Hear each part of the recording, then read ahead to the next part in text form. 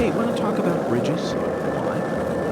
I've become obsessed with bridges, Zach, and there's no turning back now. Remember what we saw on our way here? Back when we were driving that hybrid car before we switched over to the skateboard. We passed over the Lake Pontchartrain Causeway, the longest bridge over water in the entire world. Remember the sudden downpour that made it impossible for us to see the road? The rain was so torrential that we couldn't see more than a few miles ahead of us. I'm sure local drivers are used to that sort of thing.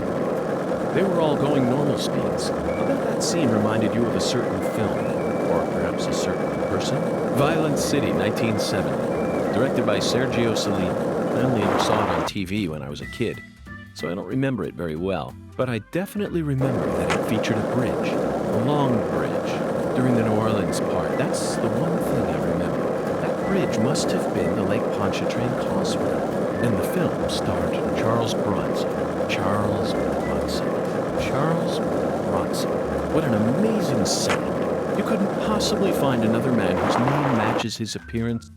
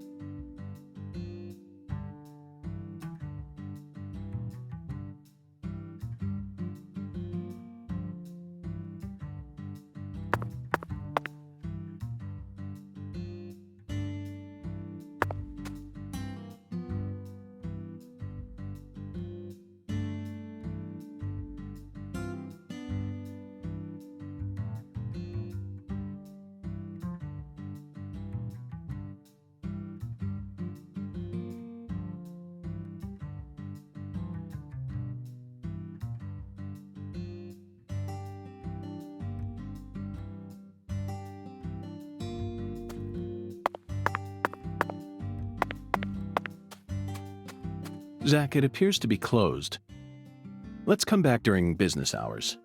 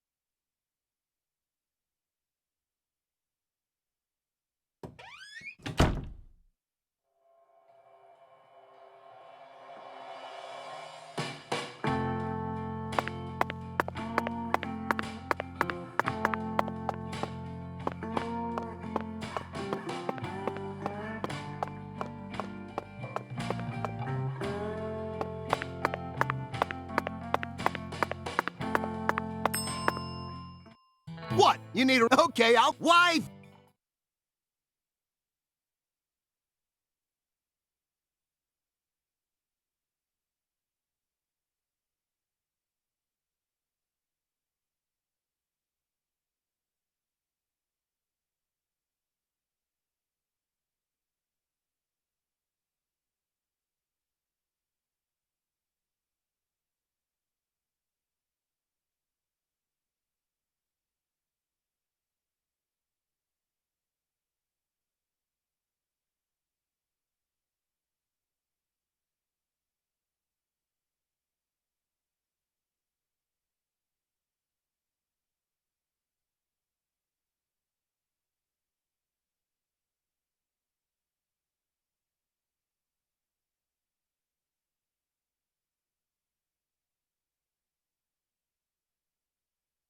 How's the investigation coming?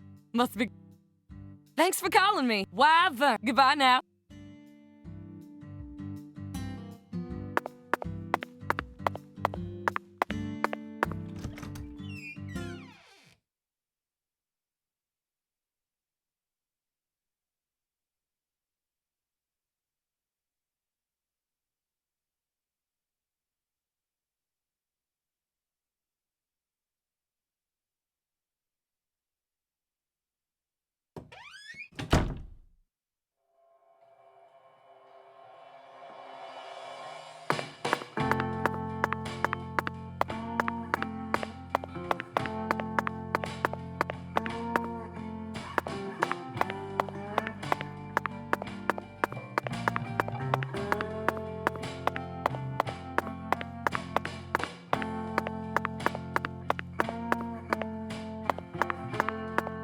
I sincerely hope you're having a comfortable stay, Mr. Morgan, sir.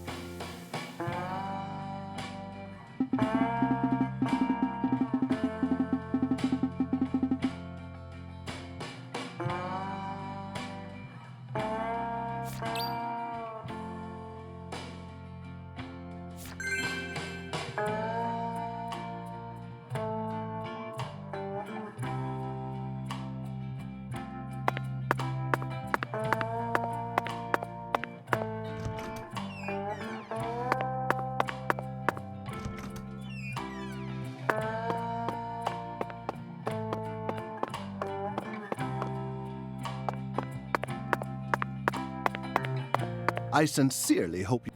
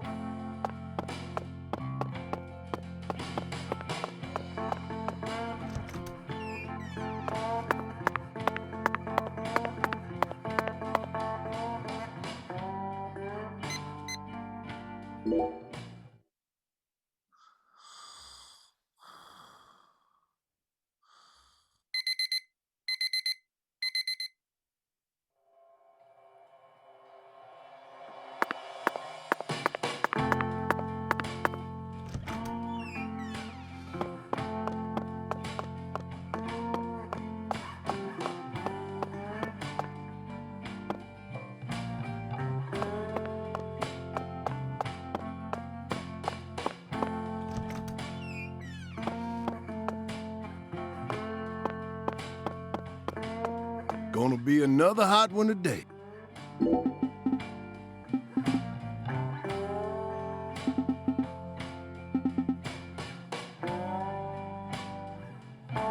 Gonna be an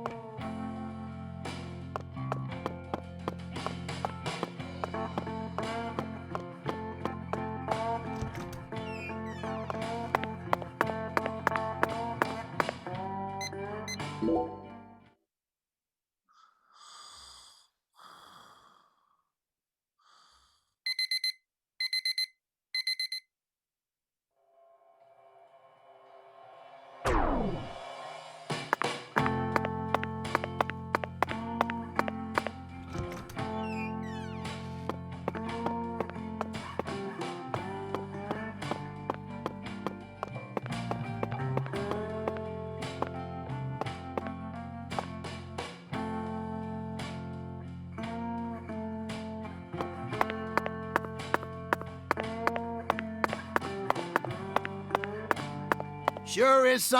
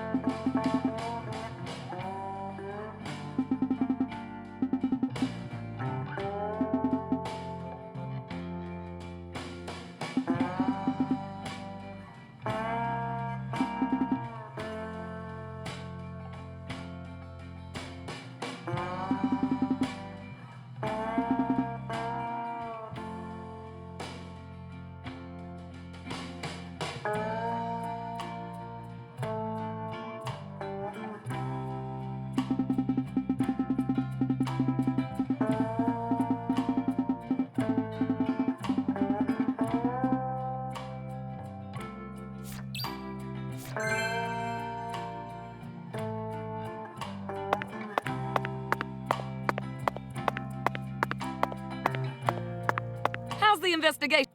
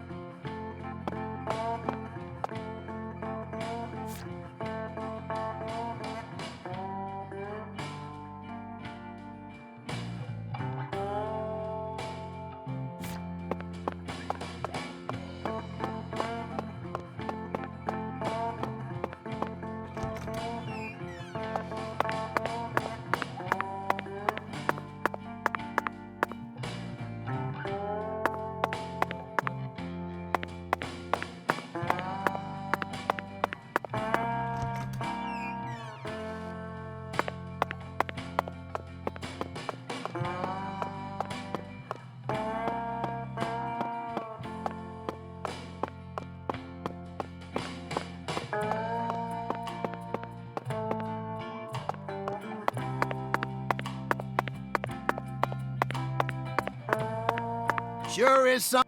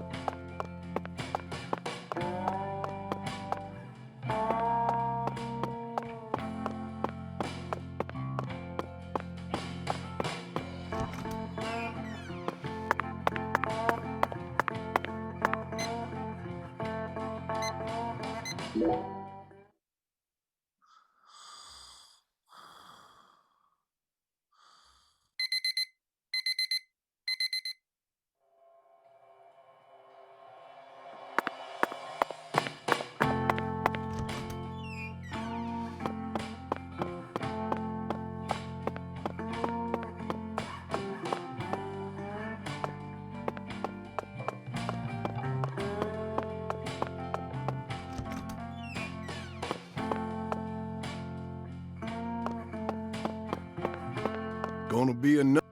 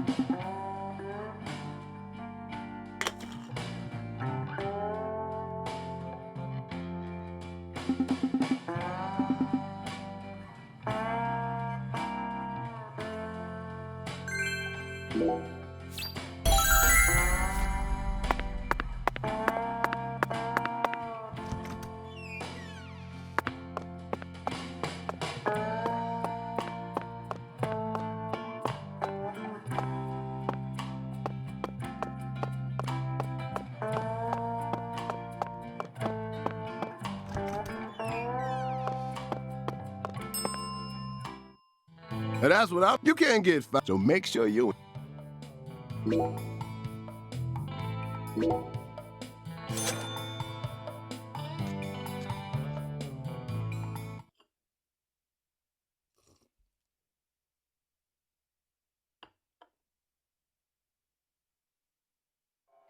Thanks, mister.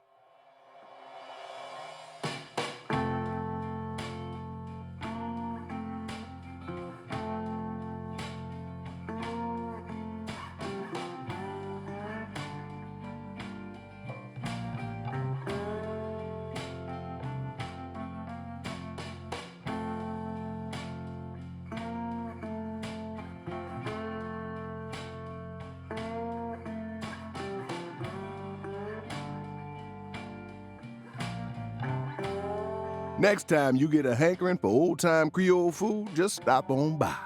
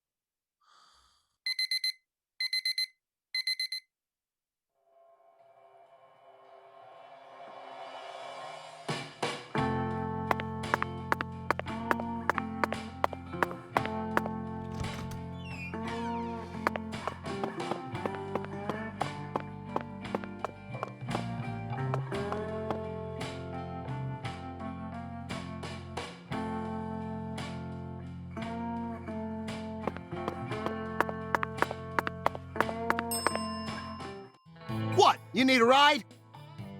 Okay, I'll call her in a jiffy. Why, Vern, the new cutting-edge transportation service.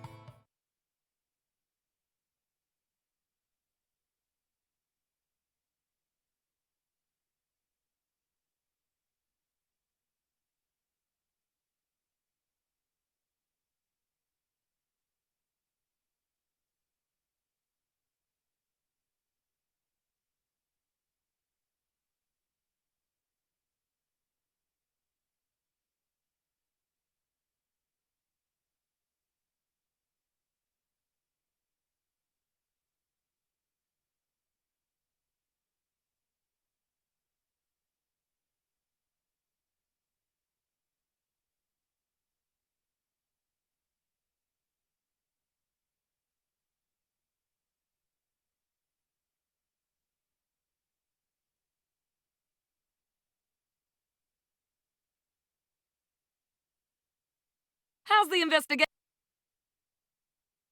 That's what I'm talking. Come on, get it.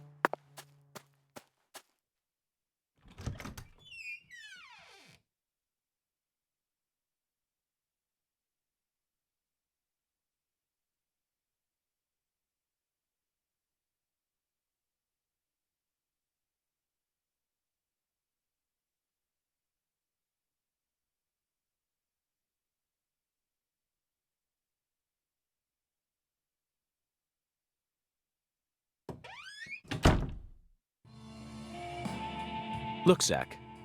That seat is beckoning us.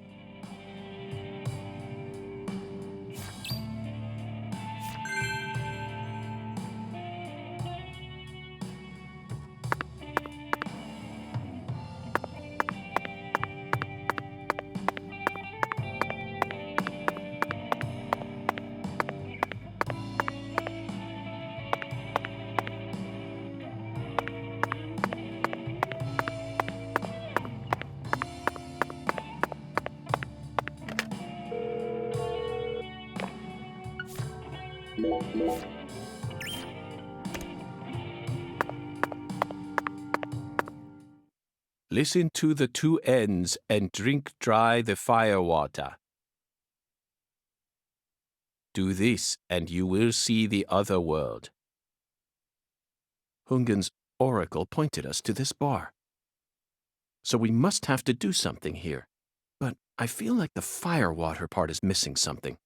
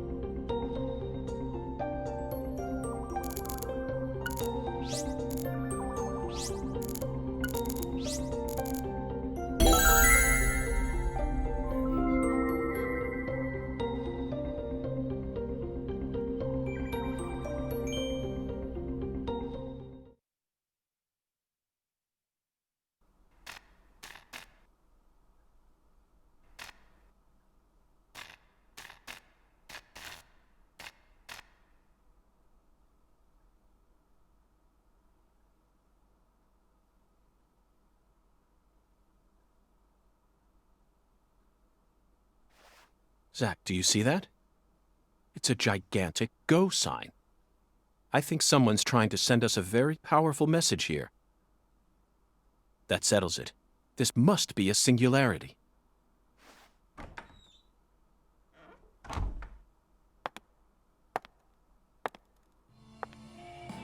Beautiful lipstick. The color red suits you. Thank you. Red is the color of life. No human who knows the joy of life would ever hate this color. Or would they?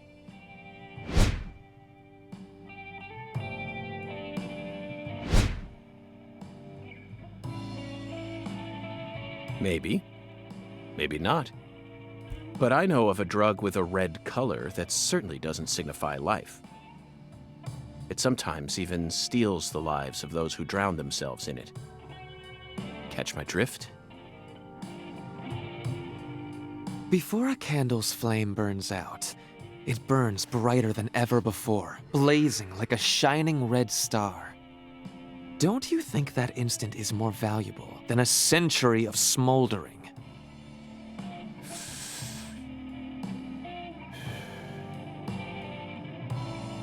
That blaze doesn't cast out the darkness.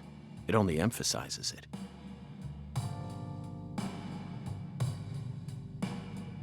But where are my manners? I'm FBI Special Agent Francis York Morgan. Let me get straight to the point. You were present when Lise Clarkson was murdered.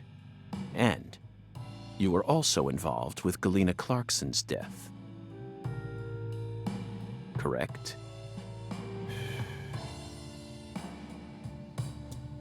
Agent Morgan, are you a man who can hold his liquor?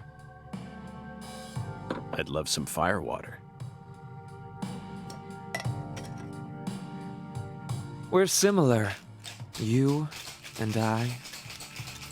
Really? I don't see the resemblance. Well, you should. Look deeper. Think about who you were when you were first born, and who you are now. Different selves exist inside your body. Are you talking about Zach?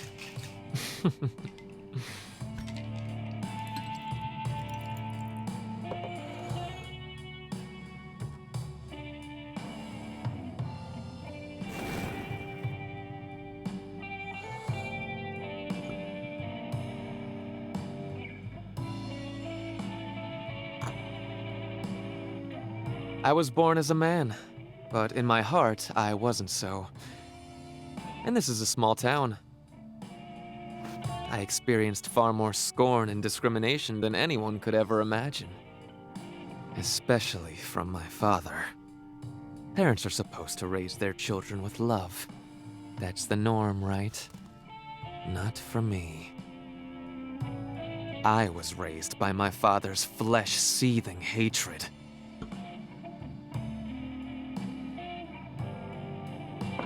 So you ran away from home, started making drugs, then seduced a young life and destroyed it? That story makes no sense to me. Think about it. They didn't burn you in a witch hunt, nor did they ever try to take your life. Yet here you are, letting your selfish fantasies drive you to torch the entire town with vengeful fire.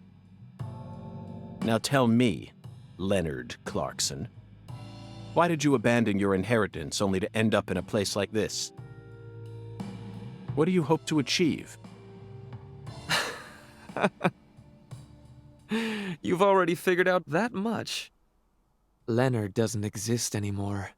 He disappeared from me a long time ago. All that's left now is the Red Soul. The Red Soul? The Red Soul gives me strength and courage. And I vowed to use that strength to change this world. The Red Soul has the power to amplify the unique characteristics we all possess. Mentally and physically. That's why I created the Holy Red Powder.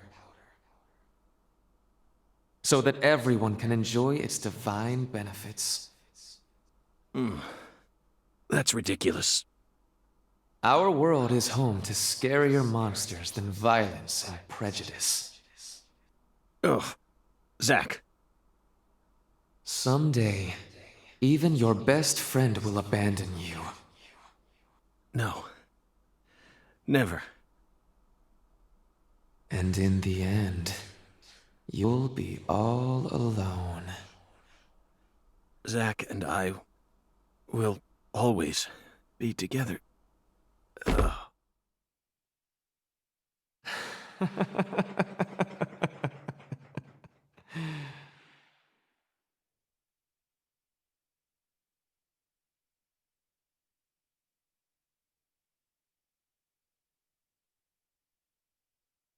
Daddy! Daddy! Where are you, Daddy? Don't leave me here! Daddy! Please! I can't find Mommy either! Don't leave me alone! Please? Please, Daddy. Please, Daddy.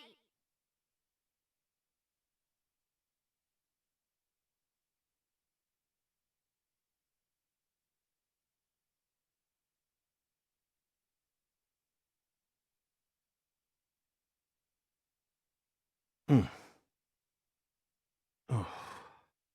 She got us, Zach. She spiked the drink with some sort of sleeping pill. No wonder they call her the Professor. Whew. But that was a rash move. Perhaps she realized that she's finally crossed the point of no return. Or... We need to head to the Clarksons at once before it's too late. We can still stop this.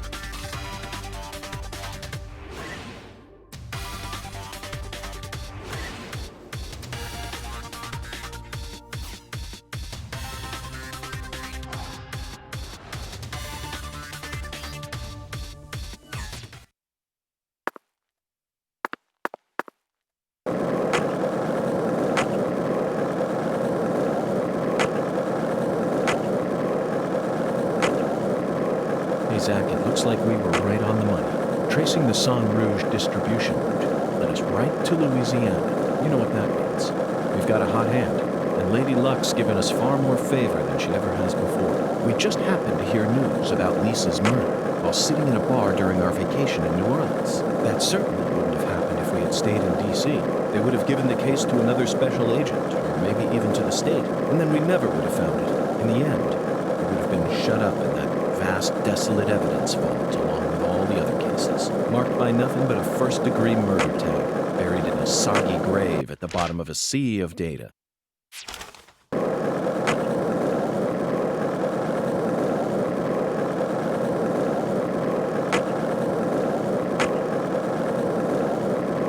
Hey, Zach, it looks like we were right on the money. Tracing the Sang Rouge distribution route led us right to Louisiana. You know what that means. We've got a hot hand, and Lady Luck's given us far more favor than she ever has before. We just happened to hear news about Lisa's murder while sitting in a bar during our vacation in New Orleans. That certainly wouldn't have happened if we had stayed in D.C. They would have given the case to another special agent, or maybe even to the state, and then we never would have found it. In the end, it would have been shut up in that vast, desolate evidence vault along with all the other cases, marked by nothing but a first-degree murder tag, buried in a soggy grave at the bottom of a sea of data. That would have been its fate. Instead, it traveled from person to person until it finally fell right into our lap. Things always work out that way for us. We've traveled all over the United States trying to track down Sang Rouge. We can't let this chance pass us by, can we, Zach? We need to find some sort of clue before this southern sun melts it all away.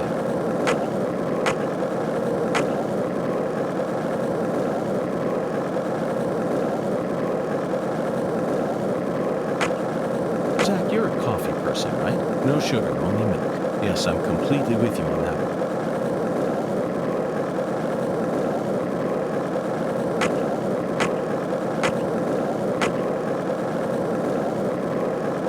If this town has a symbol, it's got to be that bridge hanging over the bayou. Lift bridges are truly a rarity. Reminds me of Duluth, Minnesota. Remember what happened there? That man went to such great lengths to collect his victims' tongues. You know, the one who would French kiss them every day as they slowly decompose.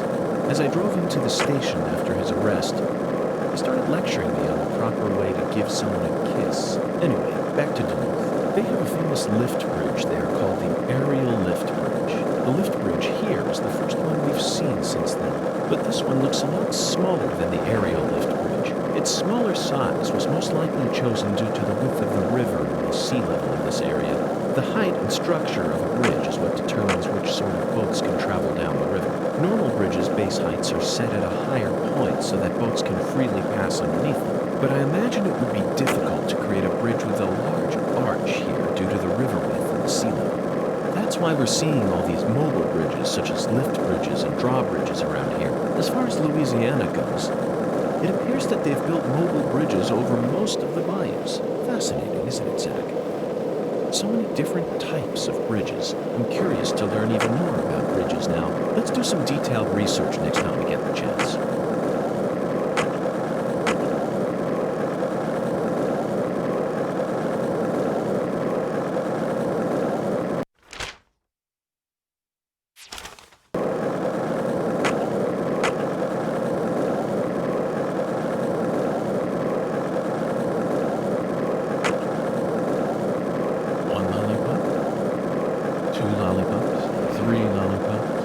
Don't mind me, Zach. This is how I wake myself up.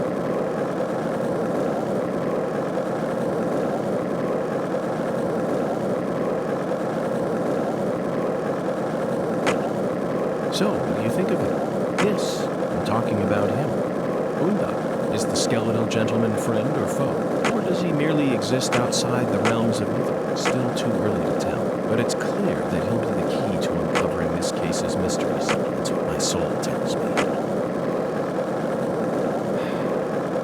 By the way, Zach, Boondock feels very familiar to me. You might even say he reminds me of someone. Yes, I think I see the connection now. A cheerful, wise, yet also mysterious African.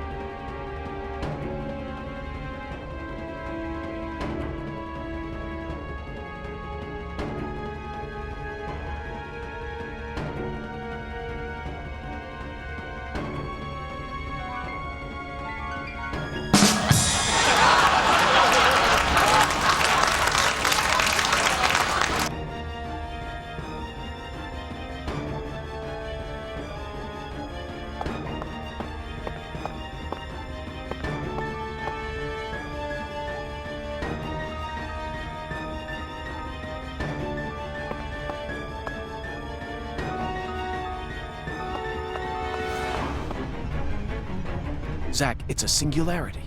The Oracle was right on the mark.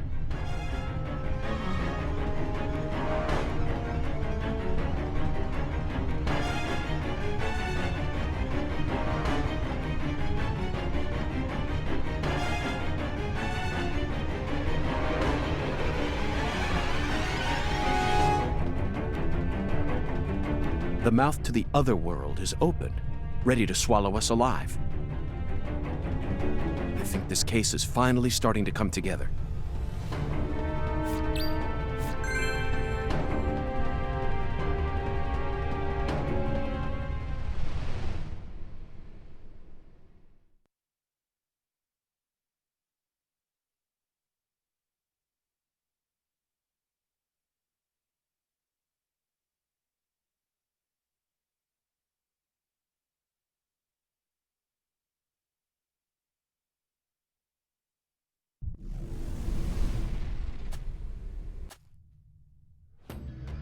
Yeah, that makes Go ahead, sense. Zack. You're as excited as I am, aren't you?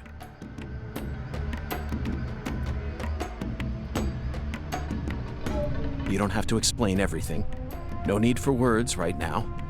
Not while this eccentric, provocative experience is begging us to come inside.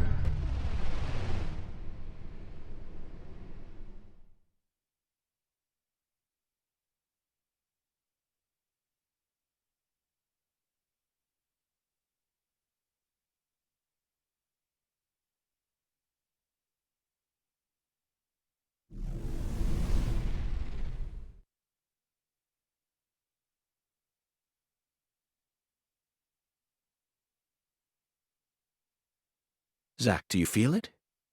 Something happened here. It's the same feeling I got when we entered the place where Lise died.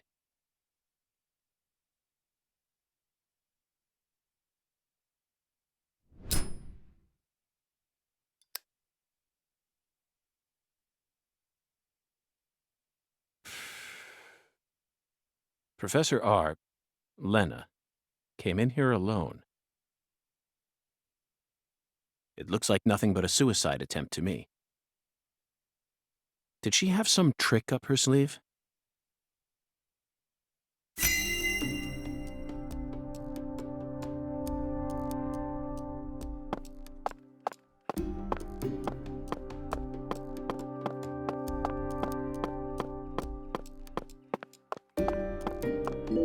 Zach, that's a miniature bomb. Lena must have set it here. Is this her trump card? It looks pretty elaborate. Another accolade for the professor. She also displayed expert precision when she used that fire to make my cocktail. Her wisdom gave birth to Sang Rouge. She must also have an advanced understanding of chemistry. I just hope she hasn't laid any other traps for us up ahead. Now you decide to come back, huh? What for? I know you've been hiding from me, planning God knows what. Too bad it ain't gonna amount to anything. It don't matter what you do. The Clarkson fam...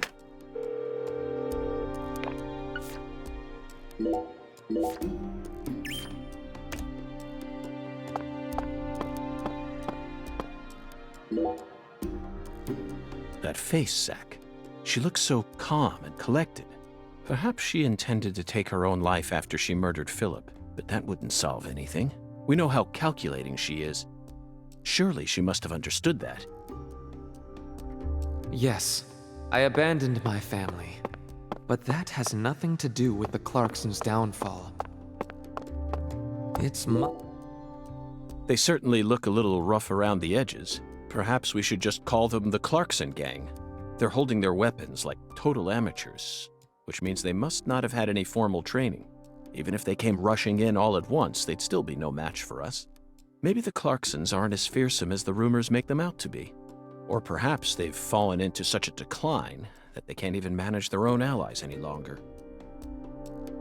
The legacy of the Clarksons is like a candle in the wind, a sad vestige of what it used to be. But it's not completely dead yet. So what? You came here to snuff it out yourself? Oh, no. I didn't come to snuff anything out. I came to make it burn red once more. What in hell is with you? Did that red powder finally make you lose your mind?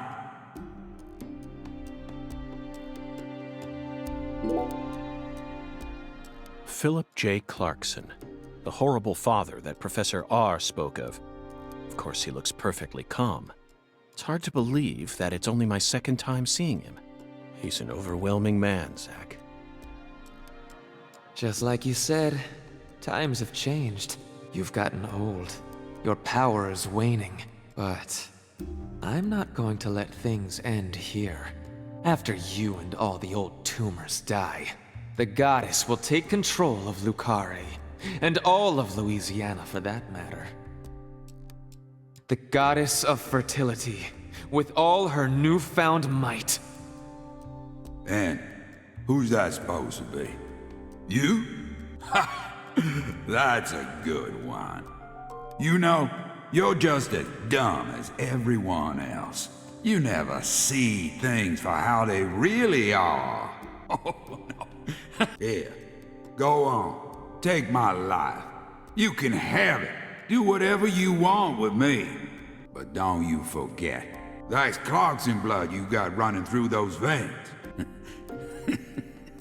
Oh, you took the long way to it. But it looks like you be inheriting our legacy after all. Just like I always wanted you to. Oh, I won't be inheriting anything. What? I am not the goddess of fertility either. Well, then... But I'm still powerful.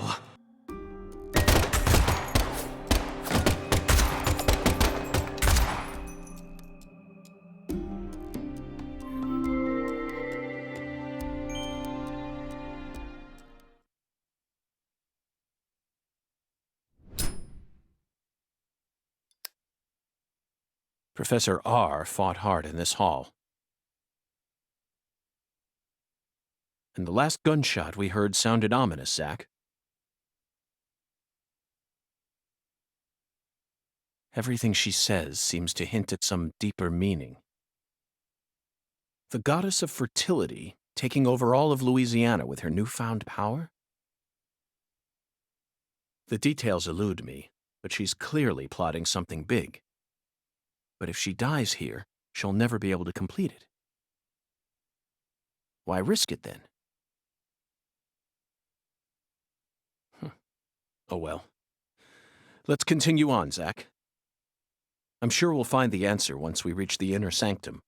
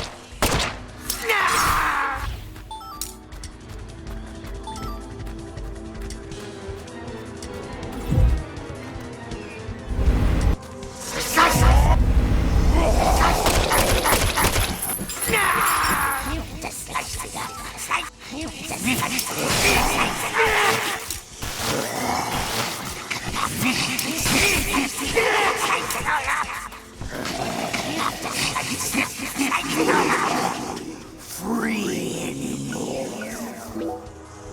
You can't get away from me. Never get away.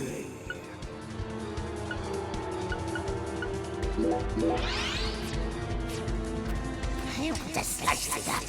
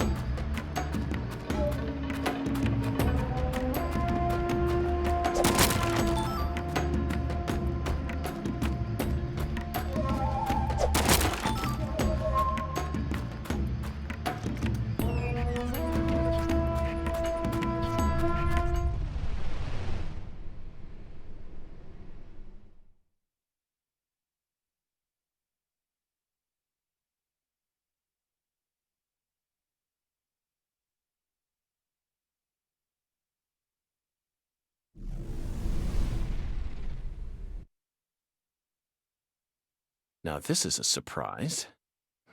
Zach. You're surprised. This is my house. And I can set foot wherever I please within my own house. Or is that against the law now, too, FBI? Where's Professor R? I know she came here. 100 years ago, my father, Isaac Clarkson, came to this town and subjugated its people with his might. In time, he created an empire that put the entire southwest region of Louisiana right in the palm of his hand. Whenever any of his kin betrayed him, he'd cut them limb from limb and make an example of them. The shadows need a way of keeping the balance, too, you see. That's why the severed roots exist. Sometimes they chop a fella's ears off, maybe scoop his eyes out. Then they chop off all the limbs. Either way, they all ended up looking the same in the end. No different from mixing up the ingredients in your food. But this is sick. Why would any soul ever need to line up the stumps all neat like this? What's happening in Lucari right now ain't right. It ain't nothing like what we got up to back in my day. You know, it kinda feels like what you call pure evil.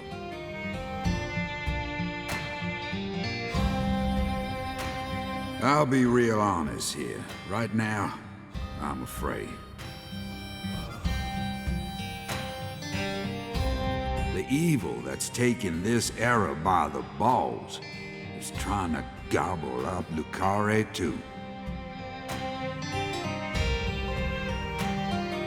Francis York Morgan, you FBI son of a bitch. Just what in hell did you come to this town for? Well, I hate to rain on your sensational parade of a monologue, but my answer is simple. I came here chasing a drug called San Rouge that's been steadily permeating the southern states, and I plan to arrest all the perpetrators involved in the name of justice. Oh, you sure sound like a devil, all right. So be it. You're free to interpret my words any way you like. Well, interpret this. You've come here to bring death and destruction to our town, or my name isn't P.J. Clarkson. You leave a mountain of corpses in your wake. So go on and suffer, in the name of justice or whatever you want to call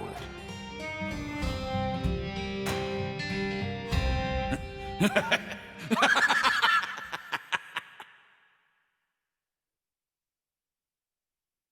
Zach, I'm willing to do whatever it takes to prove that we fight on the side of justice.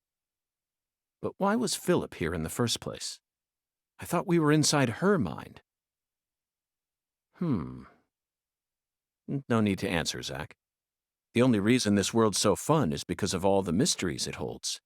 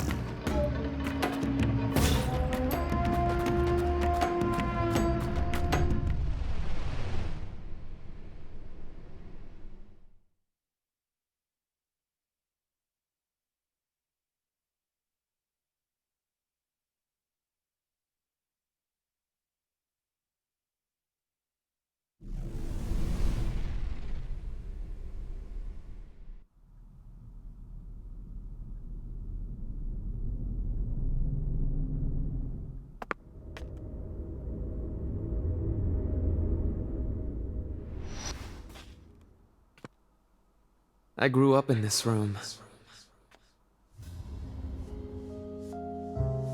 As my back broke under all my father's expectations.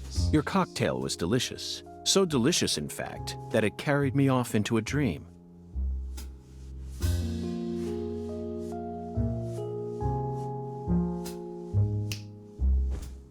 Huh.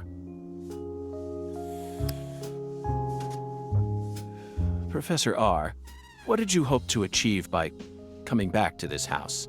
I don't believe for a moment that you'd ever risk your life just to get revenge on your father.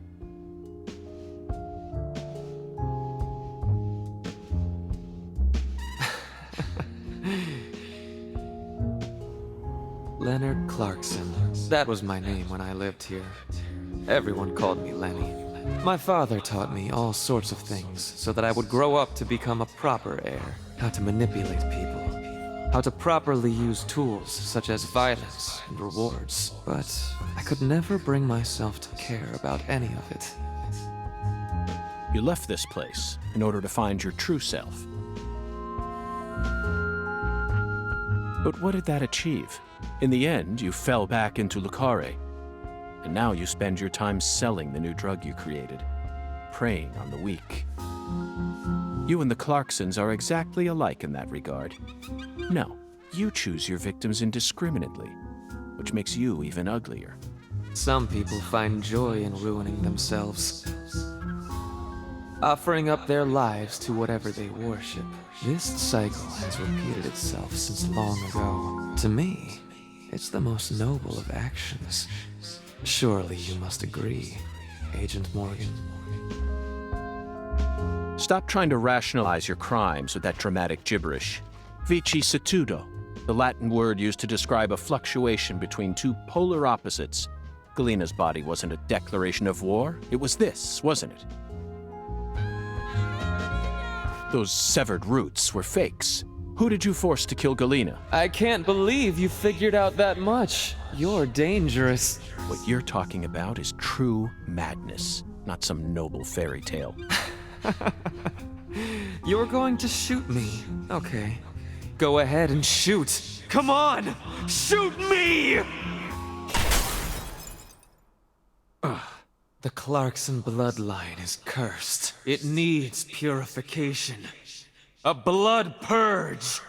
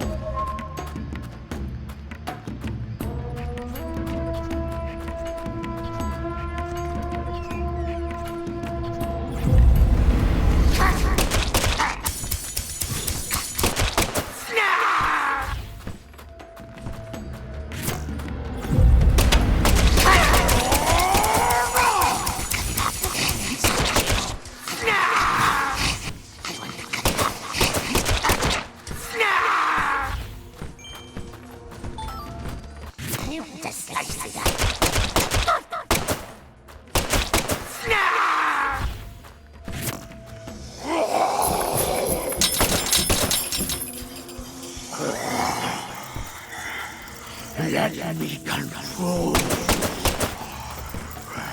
Let me...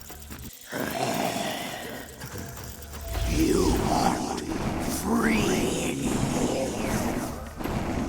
You...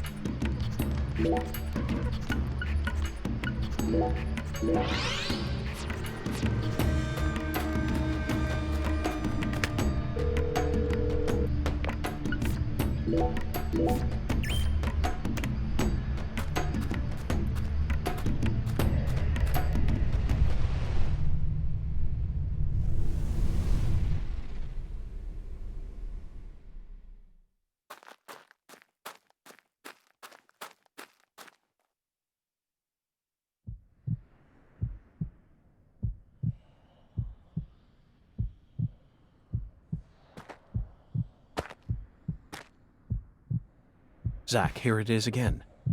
A red tree and a translucent cocoon. I think we've reached the core. The goddess of fertility will descend into Lucare, and then the sweet fruit will be ours. Destruction is the first step to creation.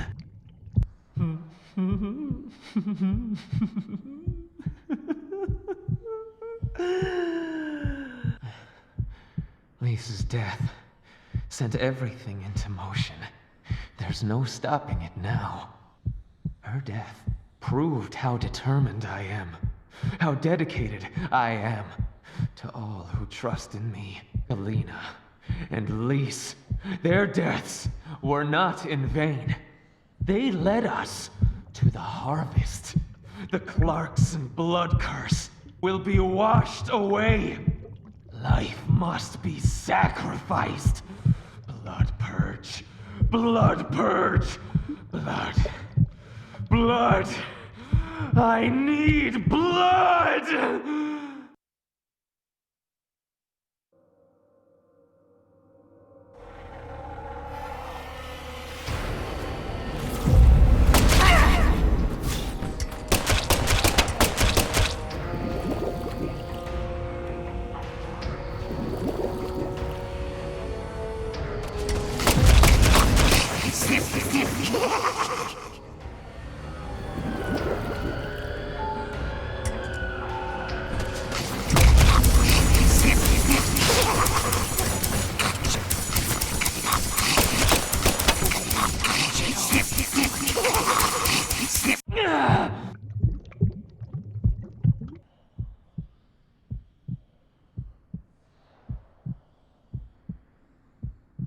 Galena and Lise, they're both dead.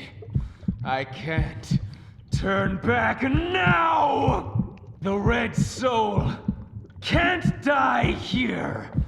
You can't erase it! Blood Purge! The Blood Purge! We will create a new world! A new generation! The blood must be purified!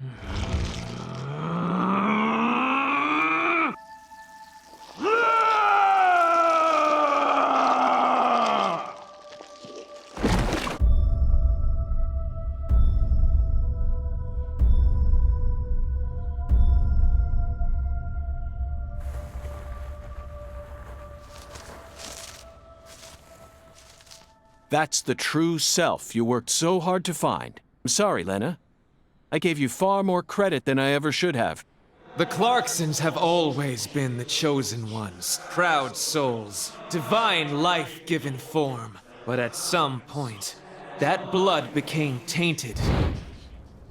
So I decided to reset it. I need to purify this corrupt blood for the one I love most. After I left home, I met the Red Soul and acquired a guide. And so I created the red powder and became an apostle for the red magic. The red powder transforms the body from within. It creates empowered souls, and mature souls are the greatest offering one can present to the goddess. Lys and Galena didn't lose their minds. They both died with honor. Died with honor. Just how deluded are you? Dismembered them and strung up their bodies in the name of vapid symbolism. Where's the honor in that? So what if they said they wanted to die? Cultists have been saying that for centuries. Silence! You will impede us no longer. You're always so smug. Oh, how I hate you. This is the last you'll ever see of my plan. Now die!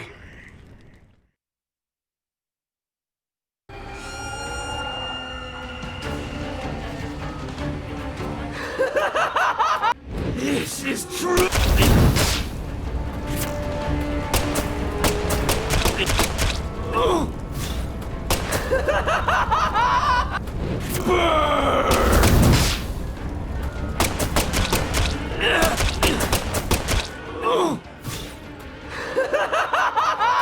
This is true immolation!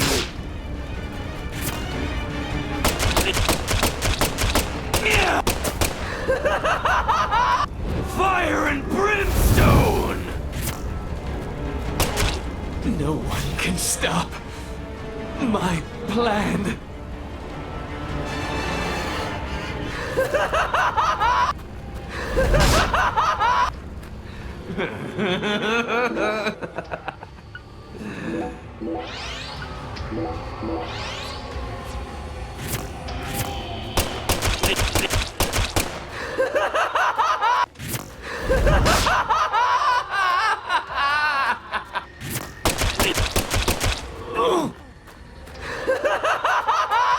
Fire and brimstone!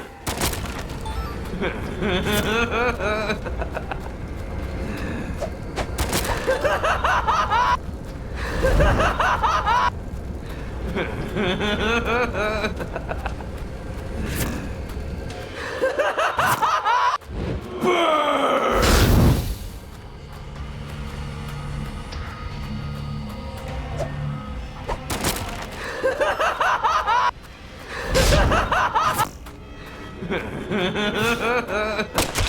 This can't be happening.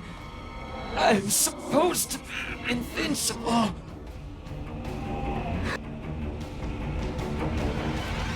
Back to dust you go!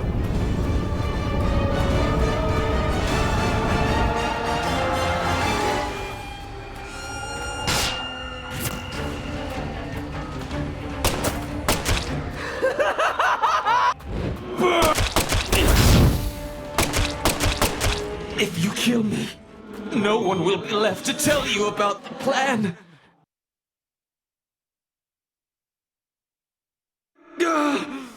No. How could I lose? But it's too late.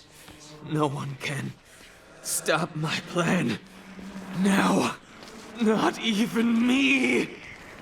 Red Tree!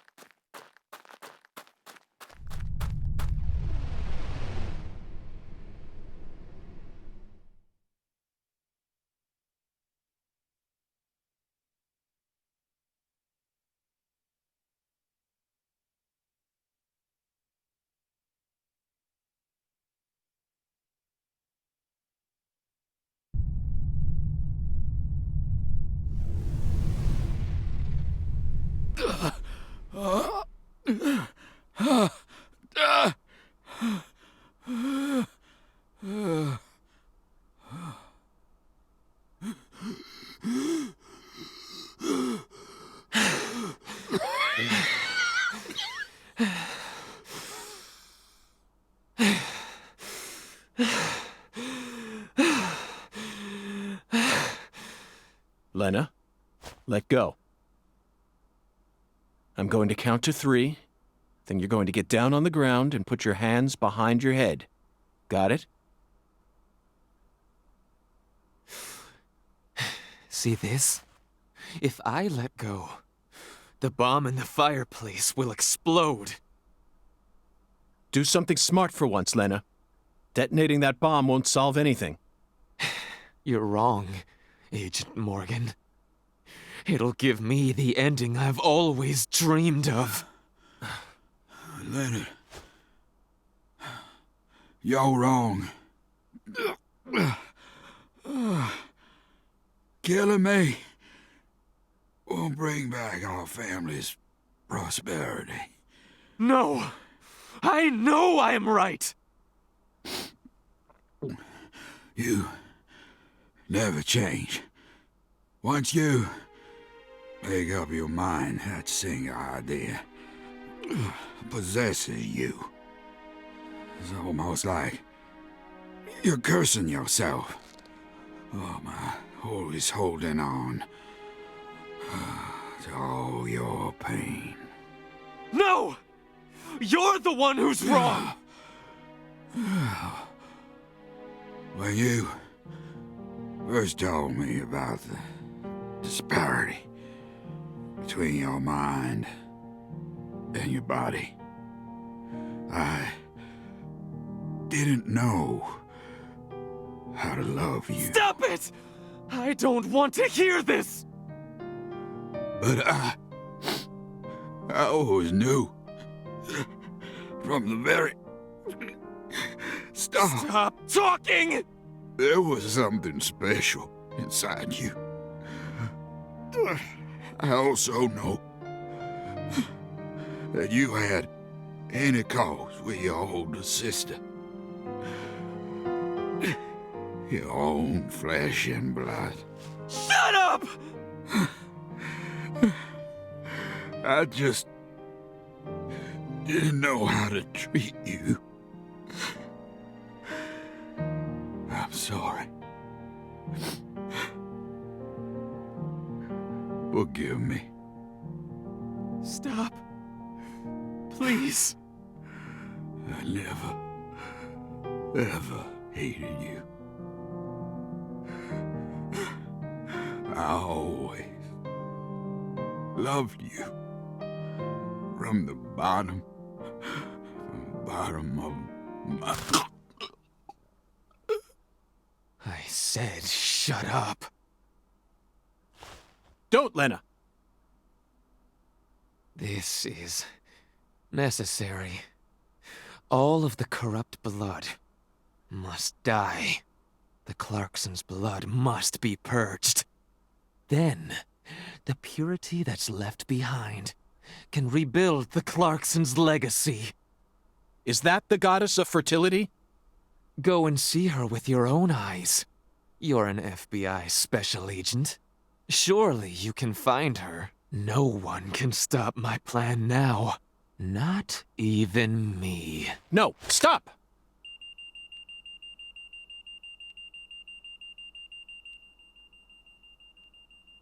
Patricia Clarkson.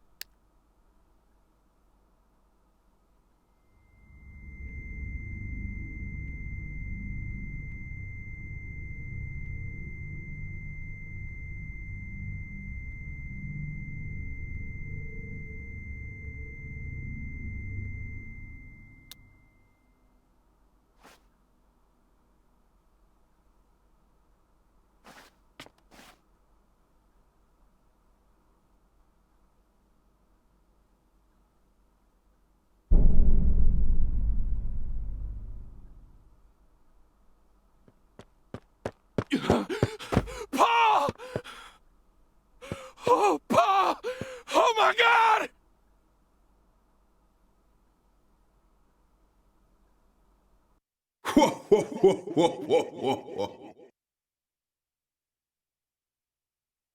Agent York? Can you hear me? What is it, Patty? Where's Melvin?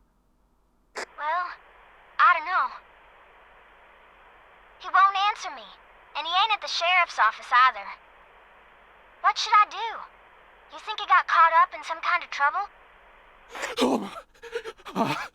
I did. No, I did. Oh, shit! I got nothing now. I can't. Patty, I need someone at the Clarksons' house ASAP. I don't care who you send. They can also ask Daniel Clarkson about the details once they get here. And you should also call an ambulance, just in case. Got it?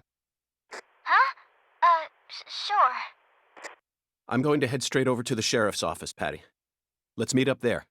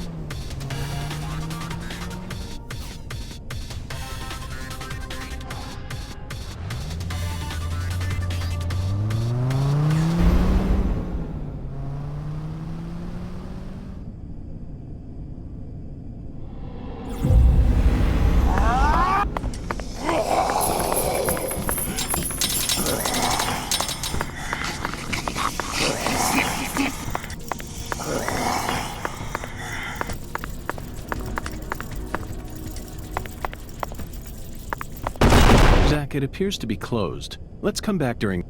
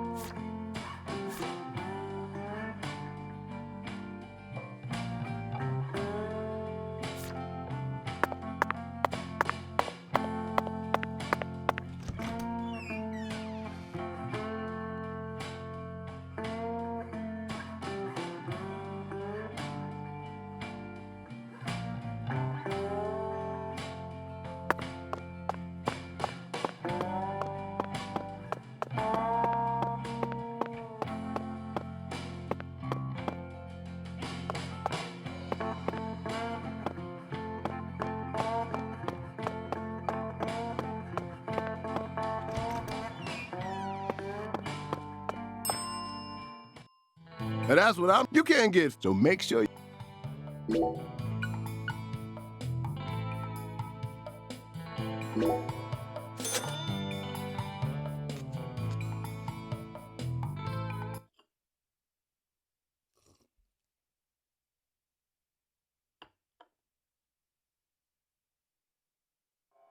Thanks, mister. Next time you get a hankering for old-time Creole food, just stop on by.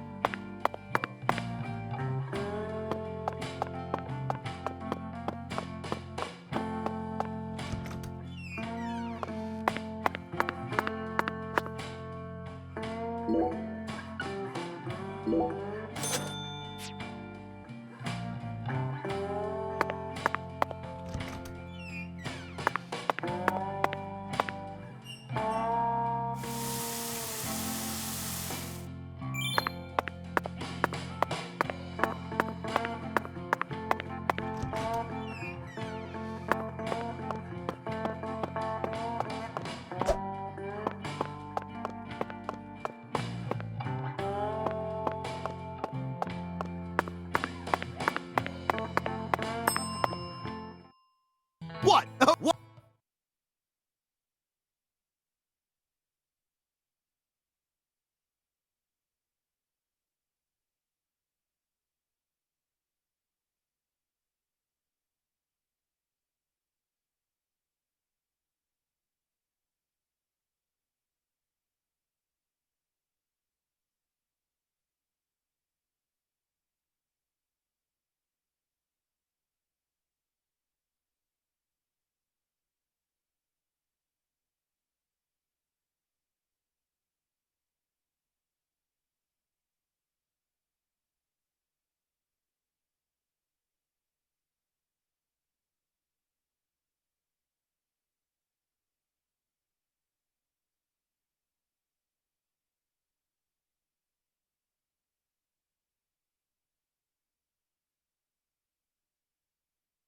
How's the investigation coming?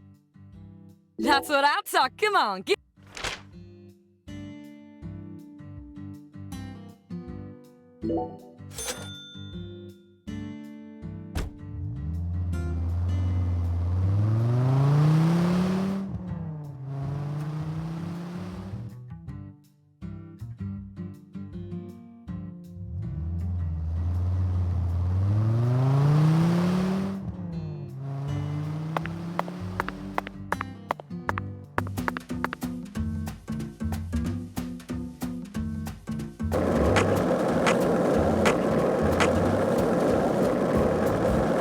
Hey, Zach, it looks like we were right on the money. Tracing the San Rouge distribution route led us right to Louisiana.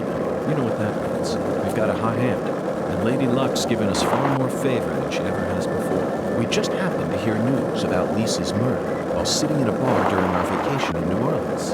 That certainly wouldn't have happened if we had stayed in D.C. They would have given the case to another special agent, or maybe even to the state, and then we never would have found it. In the end, it would have been shut up in that vast, desolate evidence vault along with all the other cases, marked by nothing but a first-degree murder tag, buried in a soggy grave at the bottom of a sea of data.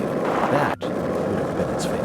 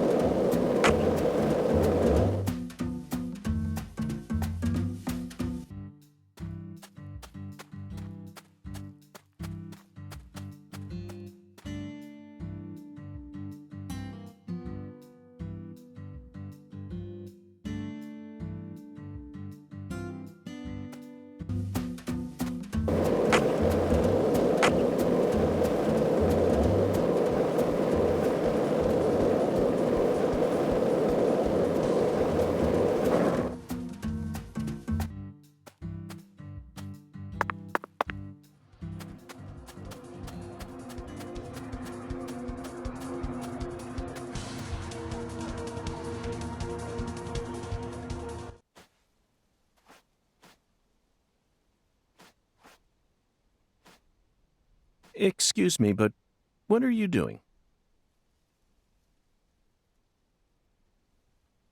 Searching.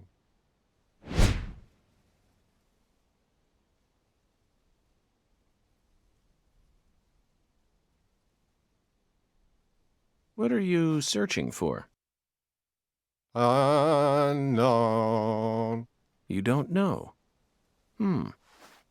Interesting. Zach, this man is the perfect symbol of the human race. We all live out our lives searching for things, yet no one knows what they're actually searching for. That's what it means to be human. Don't you agree, Zach? I feel like that simple declaration of his just awakened us to something.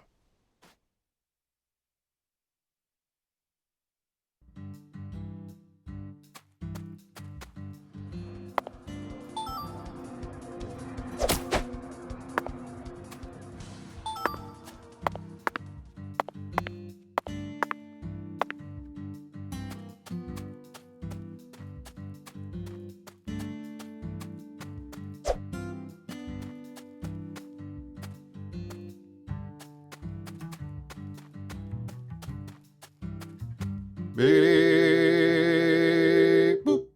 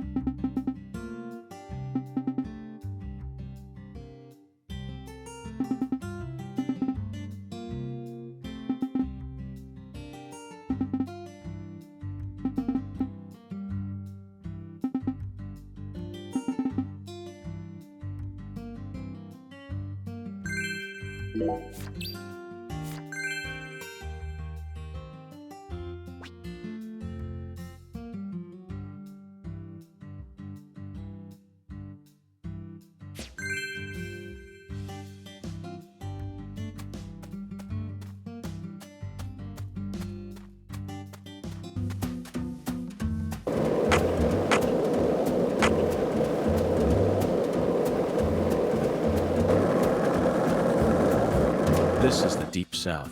I feel it.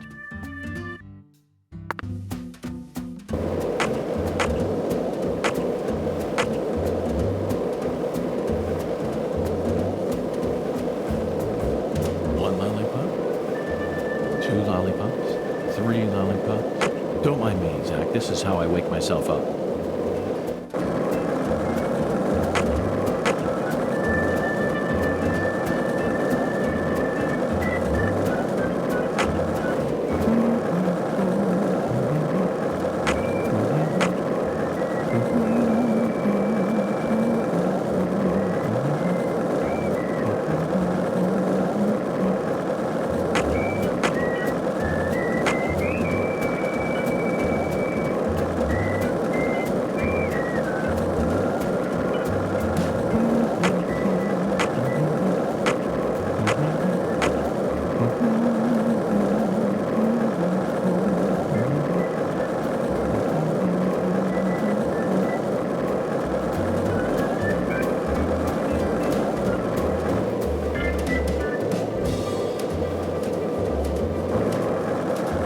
Hey, Zach. No, nothing. Just felt like saying that.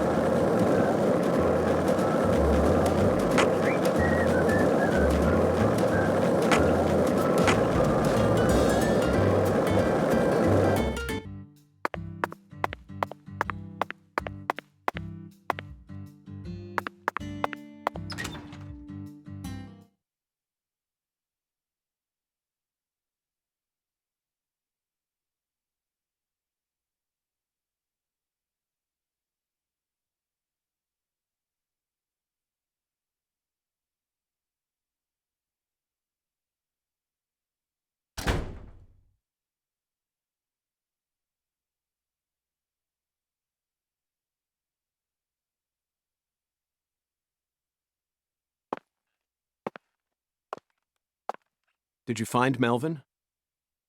Nope, I can't find either of them. Either of them? Yeah. When I went home, it wasn't just my daddy who was missing. Mama was gone too. This never happened before.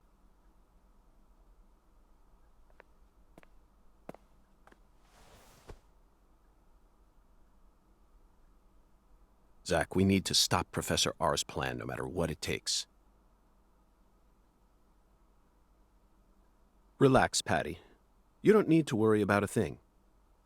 I'm sure that Melvin just stumbled across an important clue that's stolen his attention for now. And I'm sure he's protecting your mother while he's at it. Let's just leave the investigation to the local police and rest for today. I need to prepare a report for the HQ anyway. How about staying with me in my room until we find them? But... You don't need to worry. I can't make you any homemade food, but I've got a first-class chef and a first-class concierge at my disposal. Oh, and a very affable bellboy. It's a lot of fun at that hotel. But... Okay, I guess. Thanks, Agent York. You're a lady, so you take the bed. Zach and I will be fine on the couch.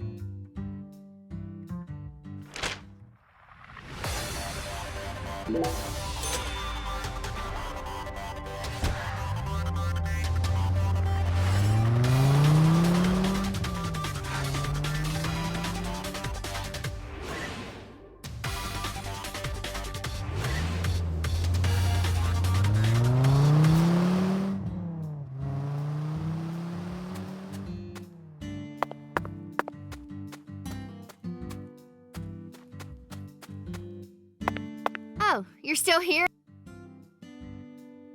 Okay, let me take a look at your board.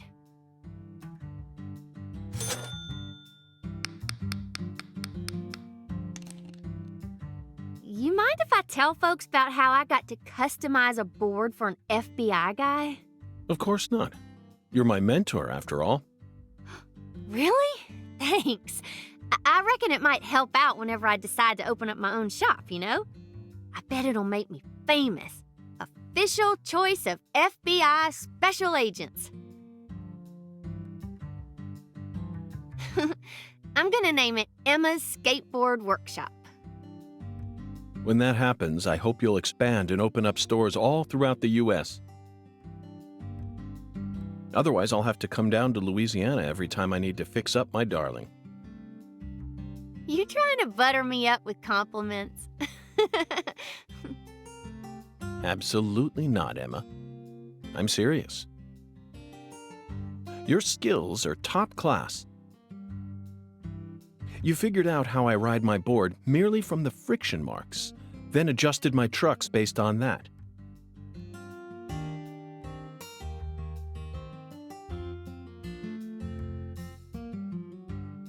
The wheel and bearing selection in your shop makes perfect sense to me. Your finesse with applying the deck tape was also impeccable. It's rare to find an artisan who thinks this deeply about her customers. I now understand why you call this a workshop rather than a garage. Emma, you should be more confident. Zach and I both guarantee that you possess true talent in your craft. Agent York, you really believe I'm that talented?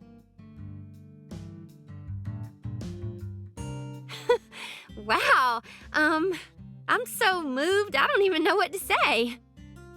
See you later.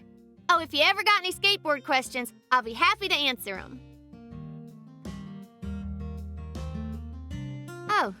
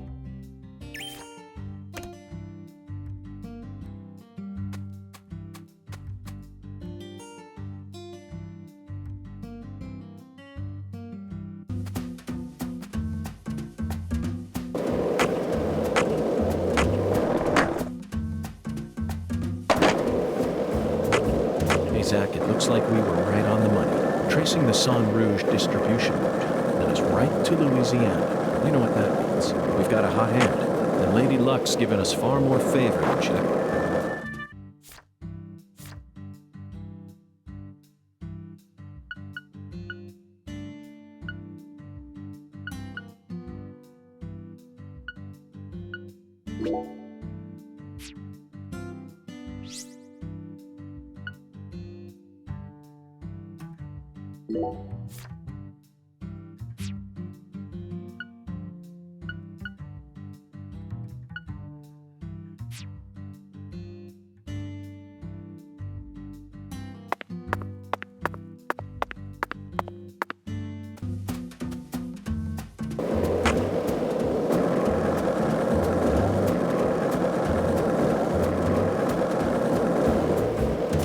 this town has a symbol.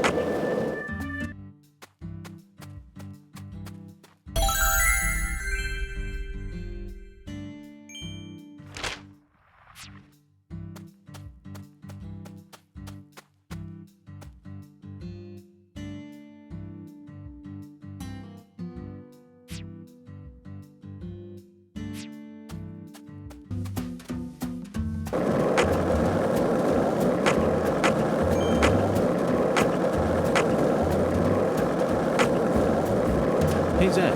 No, nothing. Just felt like saying that.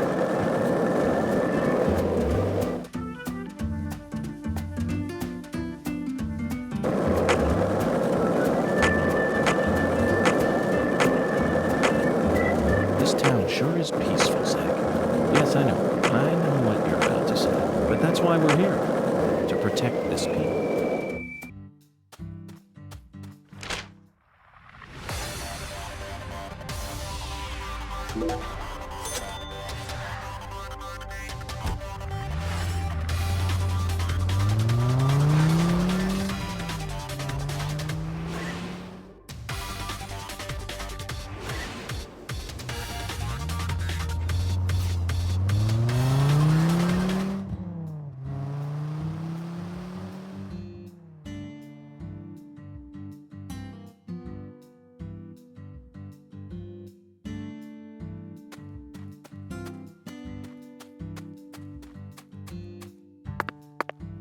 Oh.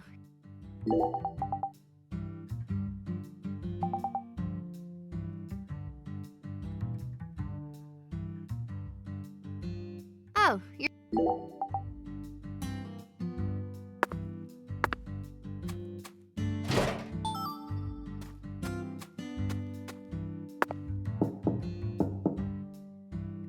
Looks like a case. Let's come back later.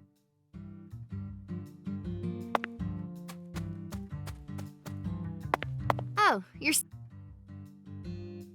you later. Oh, if you ever got any skateboard...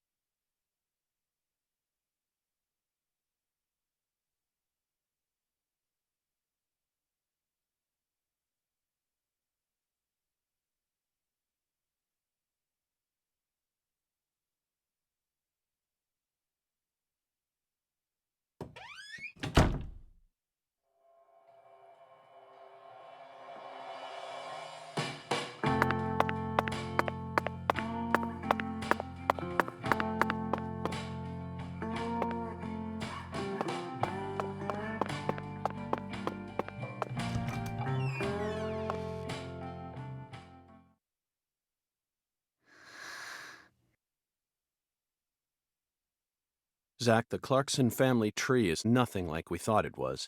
We need to reorganize everything we've uncovered so far. She was so tired she fell right to sleep. Hey, Zach, I'm in a very difficult spot right now. I feel like this case is heading in a direction that will be extremely unpleasant for her. I've never felt anything like this during any of our cases thus far.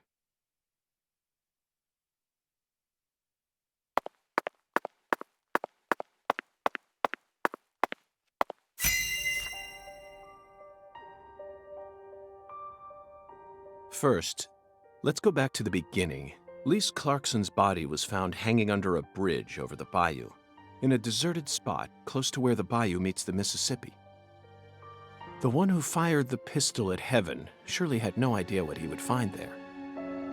Speaking of which, Zach, Chuck, the man who started this race we're running, what's his occupation?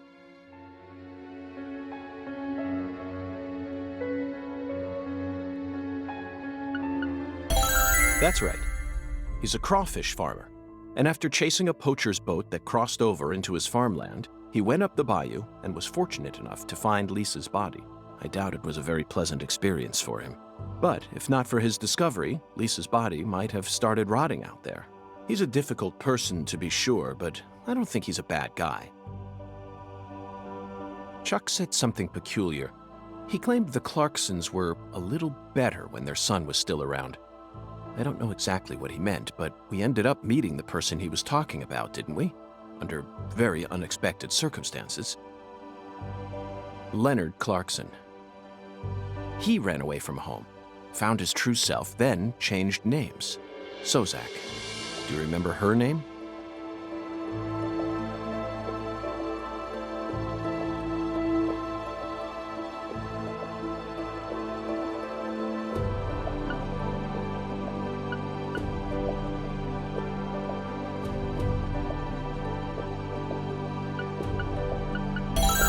Helena Doman.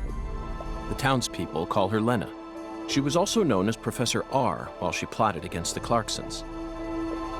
She's the mother of the new drug known as Sang Rouge. She must have also had a group of followers who worshipped her fanatically. I can see it now. Lena sprinkling down the red powder, corrupting every last pure and innocent girl in town. Lena mentioned her plan each time we met. She must have taken us for utter fools, Zach. She thought she was always one step ahead of us, and that we'd never see the full scope of her plan. Well, her plan isn't complete yet, and I know we can still stop it. That's why we need to learn all we can about her. Her alias was Professor R, and she was well learned in the areas of medicine and fire dynamics. By the way, Zach, do you remember what weapon Lena used to murder PJ?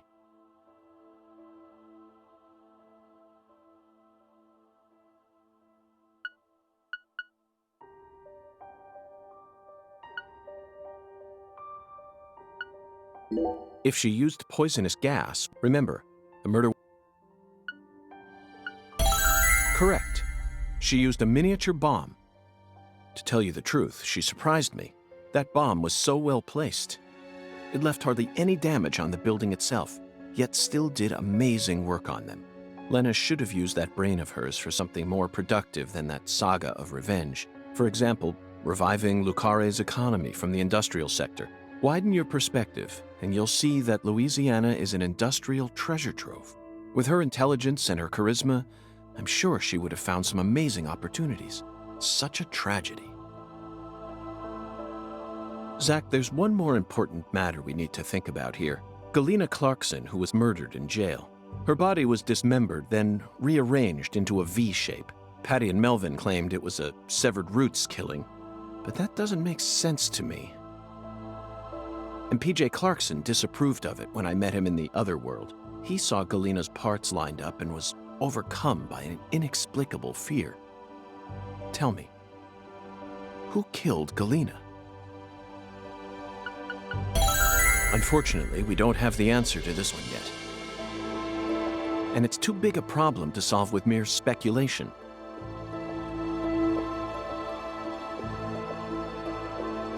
The answer to this question may lead to a major turning point for this case, and the final turning point for this story. You know it's true, Zach. I only hope it doesn't push us down an avenue we didn't plan on exploring.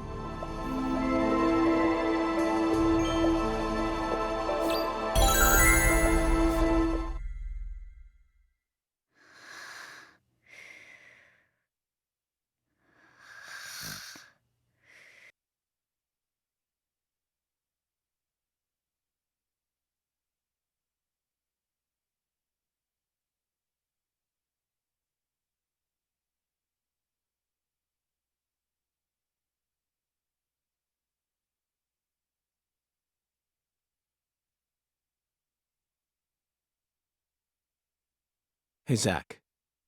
Do you remember PJ's last words? Lenny had intercourse with his older sister. His own flesh and blood. This means there's still one more person out there who inherited PJ's blood.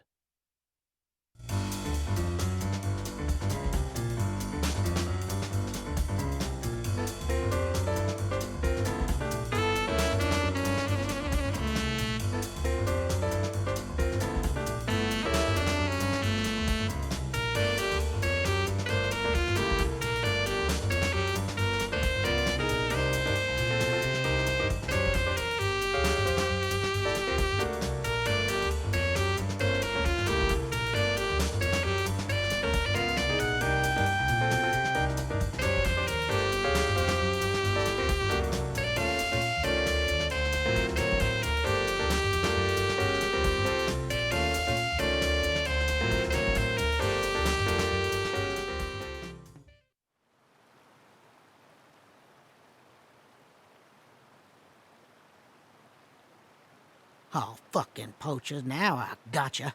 Caught you red-handed.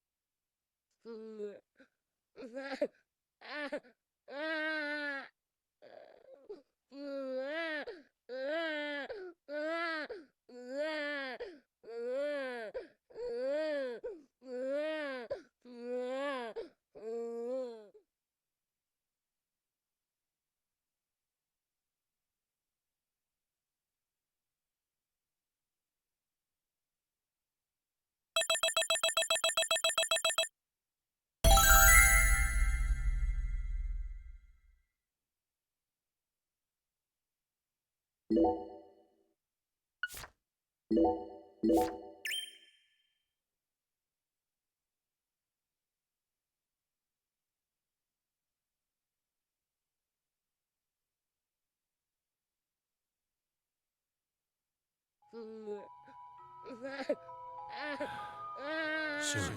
I'm almost there. Just... Please, someone. Stop that noise. Please. I'm begging you. Just stop the noise, please. Someone. Please. I can't take it anymore. Please, just make it stop, please.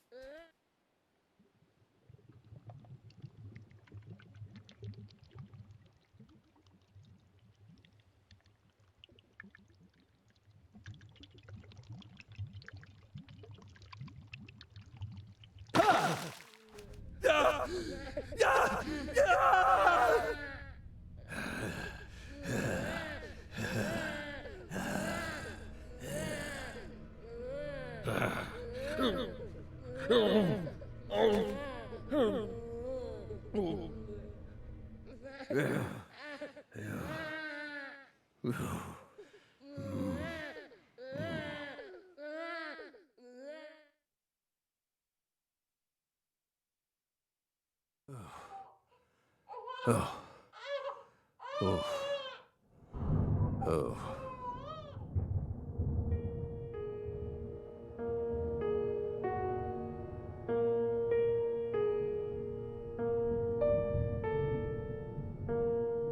Let me try and summarize this.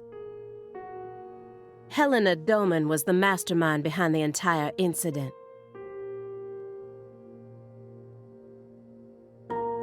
But Helena Doman was actually P.J. Clarkson's son, who had severed ties with the family. Helena was also known as Professor R, the mother brain behind the drug known as Sang Rouge. That's right. She was responsible for everything? Not everything, but most of it.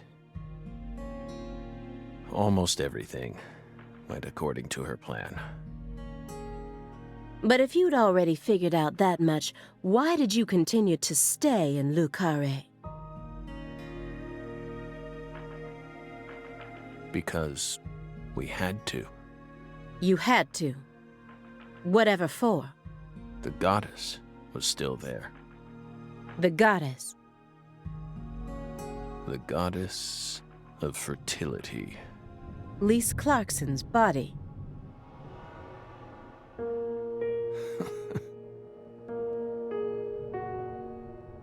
Not her. She was as beautiful as a goddess, but she wasn't the goddess. She was just a tragic victim. Then who is the goddess of fertility?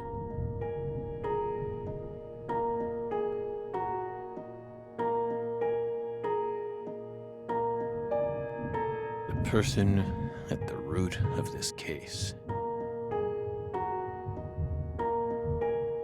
Is it some kind of metaphor?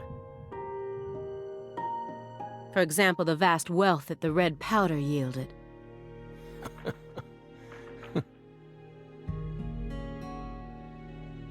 The goddess of fertility embodied abundance on the outside. But on the inside, she was a hollow void. And that void was threatening to swallow up all of Le Carré.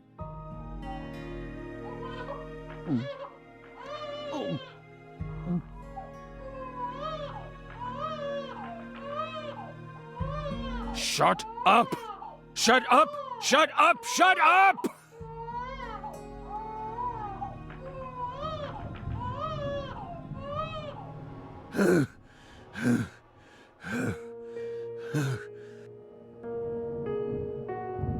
Are you okay, Mr. Morgan?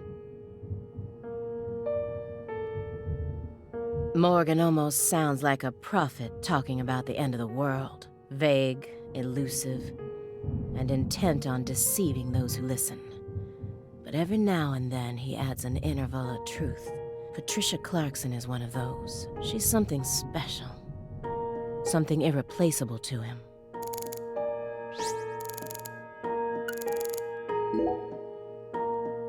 The logs in the center look far more burnt compared to the rest. Almost looks like they were used in conjunction with some kind of accelerant. Did you recently burn something there? It's our fireplace. We're free to use it as we please. I see traces of resin, which leads me to believe you burned up some sort of toxic substance. It doesn't matter what kind of fireplace you have. Burning anything other than firewood in it is dangerous. Next time, don't burn it up at home. Dispose of it like you would any other non-burnable refuse, especially if it was something like a smartphone or a USB memory stick. Non-burnable refuse like a smartphone? Let's be serious here, Belle. That's exactly the sort of data one needs to thoroughly immolate. Remember what you learned at Quantico.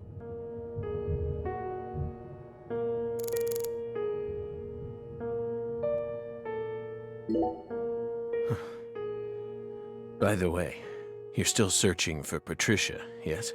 You don't need to worry about that. We're investigating. In fact, we've almost reached our goal. We just need to find some conclusive evidence. Oh, we sincerely hope that's the case. Hard to believe, though. After all, so far you've just been barking up the wrong tree. Barking up the wrong tree. That's right. You shouldn't be wasting time here. You should be out there, looking for her. Then I'll just ask you straight away. Do you know where she is? No, we don't. But we can feel her when we close our eyes and become one with the world. It's very faint, but we can see her. We can see Patricia. Are you trying to distract me again? Or do you really expect me to believe you're clairvoyant or something?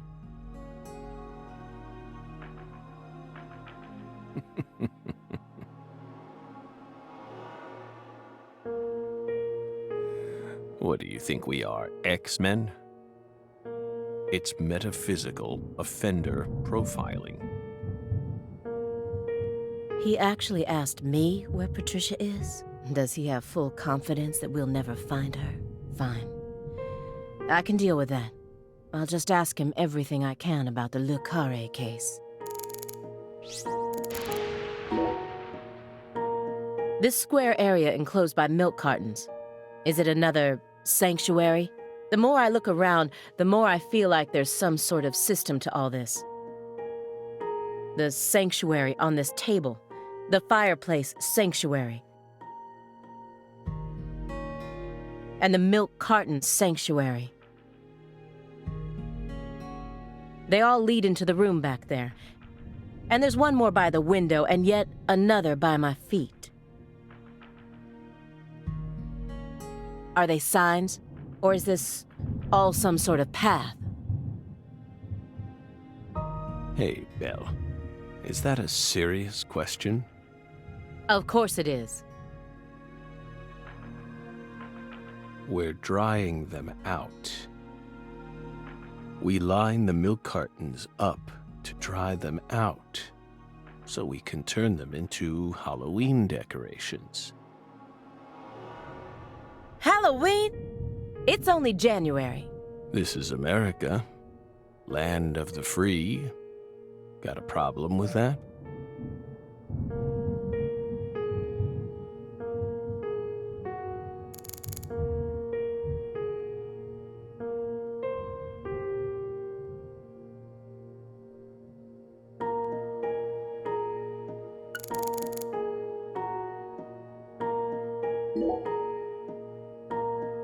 By the way, how did the FBI find Lisa's body? After 14 whole years. That's none of your business. Are you saying they just happened to be investigating the Clarksons' cold storage warehouse by pure chance, that there was some undercover terrorism plot afoot there? I said it's none of your business. Well, then we'll just have to guess. It was an anonymous tip, a tip related to Saint Rouge. Did we hit the nail on the head, Belle?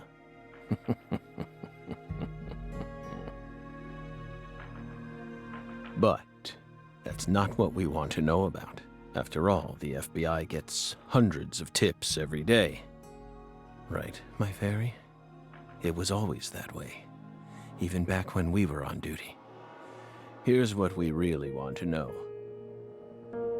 Why, out of all those tips, did you select that one? Would you tell us that much? Belle, what urged you to make a beeline straight for this case? That's none of your business.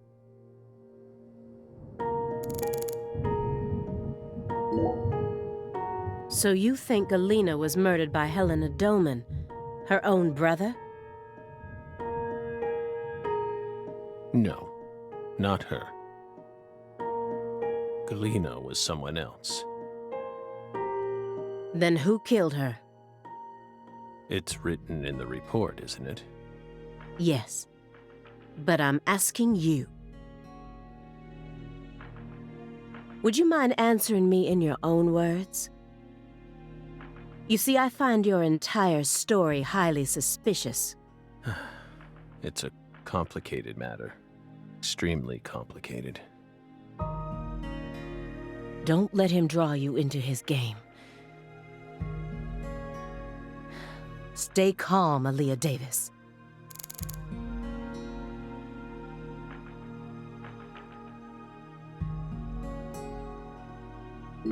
Am I winning here, or...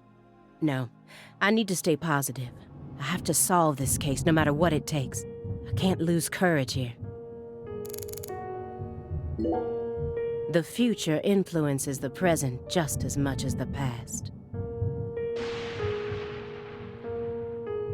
You asked me why I spent an entire 2 days observing you before I came to speak with you. Well, here's why. Over those 49 hours, I observed the intervals between your actions. When you were neither doing something nor doing nothing.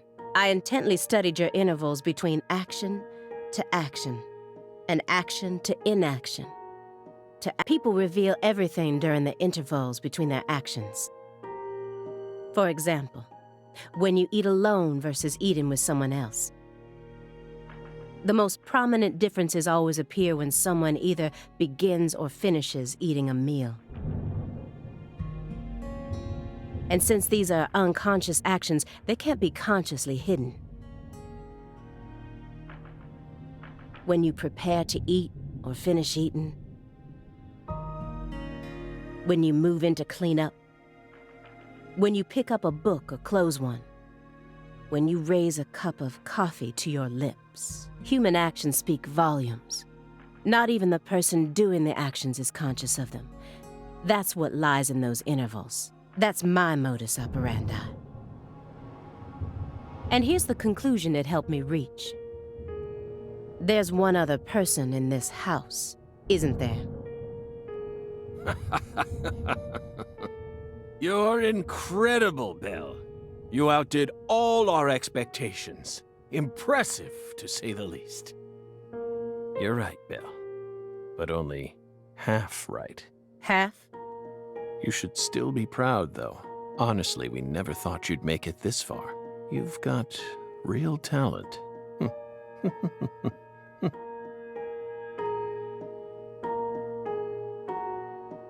Most of what you say.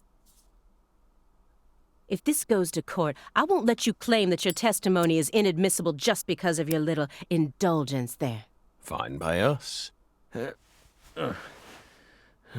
We can even put it in writing if you want. We won't run or hide. Will we, my fairy? Where's the paper.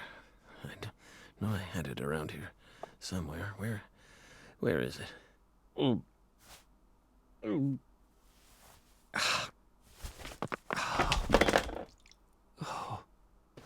We're fine. Hey, everything okay? What's going on out here? Oh, don't tell me. He's just suffering from nausea. I was more worried about you. You were in there for quite some time. Yeah, sorry. Ever since you got here, I've been all backed up. Mr. Morgan, can you stand? Oh. Is this a sign from a coffee? What could it be? What is it trying to tell me? Think. Is that a dragonfly?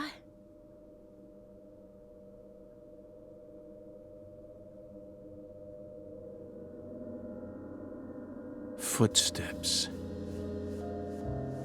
Big footsteps. Footsteps. Big footsteps.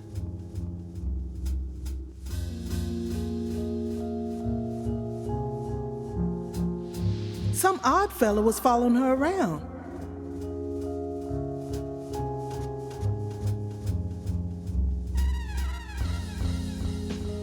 Stalking her like. That poor girl, Lise, she was a druggie, and she was into the really bad stuff.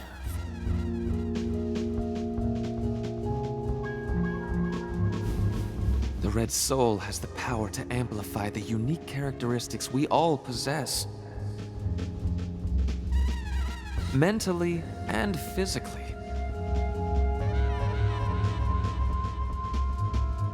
That's why I created the Holy Red Powder.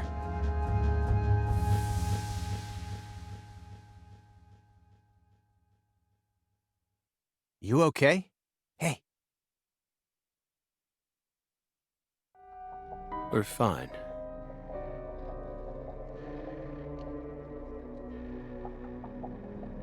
Just feeling a little tired.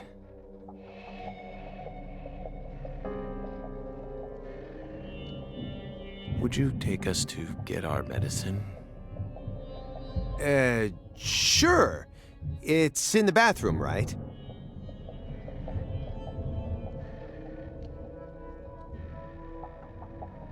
Whew. Seems like he's calmed down a little. We should let him rest for a while. One more step and I could have cornered Morgan, but so be it. I can still keep investigating even if the owner of this chair isn't present. Simon Jones, what a piece of work. How can anyone have such bad timing?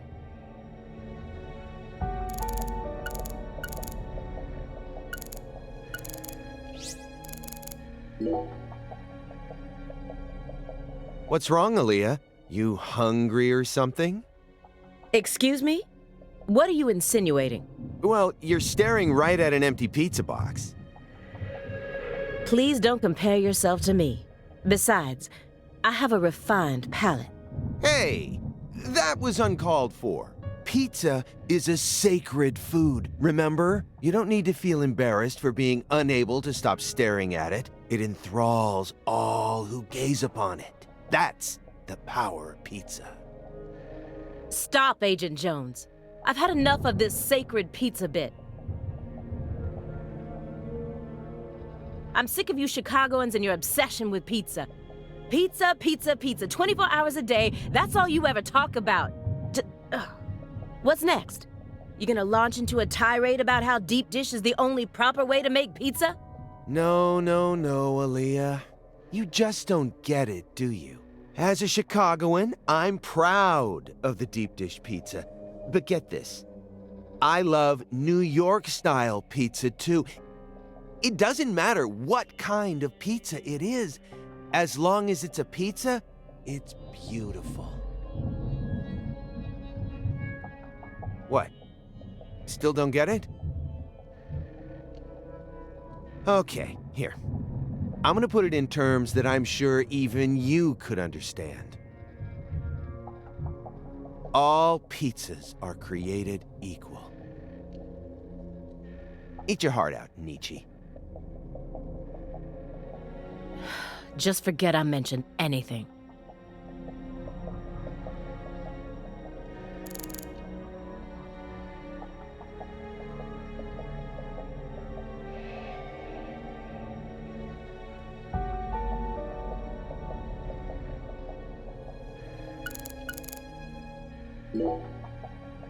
Shouldn't you look after him? I gave him his meds and let him rest. Let him rest where? In the bathtub. It happened to have a blanket and a pillow in it. What? I don't know. Maybe he sleeps in the tub. I feel like I saw that once in some vampire movie. I don't know what you're talking about. More importantly, how long has he been like that? It's stage 4 cancer. He's had it for a while now.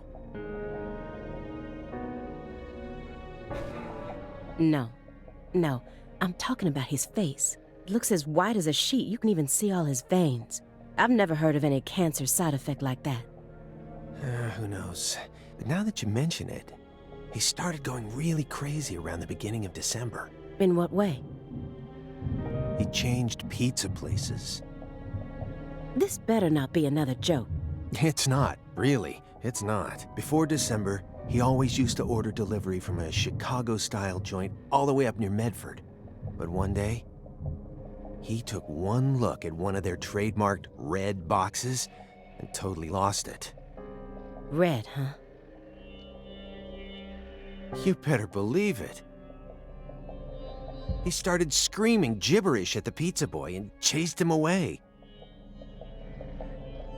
Next thing I know, I see him toss the pizza box out his window. Do you think that's when his fear of red began surfacing more prominently? Beats me. I mean, there isn't a better Chicago-style pizza place that delivers around this area. How could someone give up on that just because they don't like the box? I don't get it.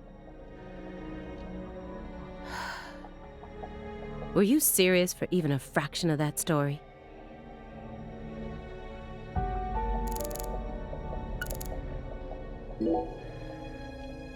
Why do you think he's trying to survive so badly? What does he hope to achieve? What do you mean? He who has a why to live can bear almost any how. No more Nietzsche. Please, just stop.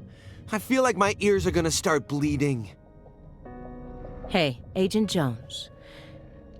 Want to know why I love Nietzsche's quotes so much? Sure. I first discovered Nietzsche in a shelter after Katrina.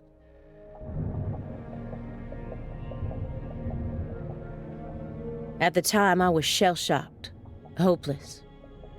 I wanted to die. How could a 13-year-old girl go on living alone with her little brother?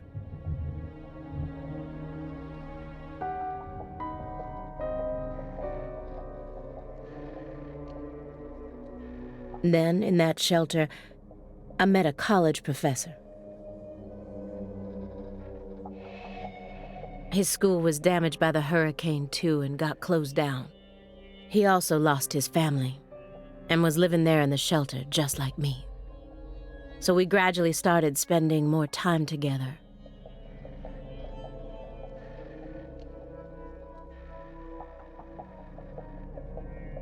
I'll never forget the 3 months I spent with him.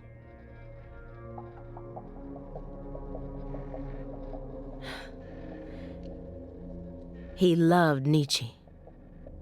And out of all of Nietzsche's quotes, there was one from Thus Spoke Zarathustra that he repeated over and over again. Better know nothing than half know many things. Better be a fool on one's own account than a sage on other people's approbation. I thought it was a strange quote to hear from a college professor, you know? Why would he think it would be good to be a fool? But I understand what he meant now. He was trying to encourage my little brother and I, so that we'd be able to bear the weight of the victim label that was about to be slapped onto us, so that we could go on respecting ourselves without ever succumbing to all the patronizers. After that, my grandmother in Lafayette took us in. That was the last time I ever saw the professor. But whenever I quote Nietzsche, my memories of him come flowing back into my mind, and they give me the power I need to keep pressing on. So I'm gonna keep quoting Nietzsche, just to make sure I don't forget my roots. Oh, I see. Yeah, I think I get it now. Nietzsche is to you what pizza is to me. Sorry for giving you a hard time about it. You are free to go on quoting him whenever you want, of course. I won't say another word. Agent Jones, what the hell is wrong with you? How dare you compare Nietzsche with pizza? Oh, come on.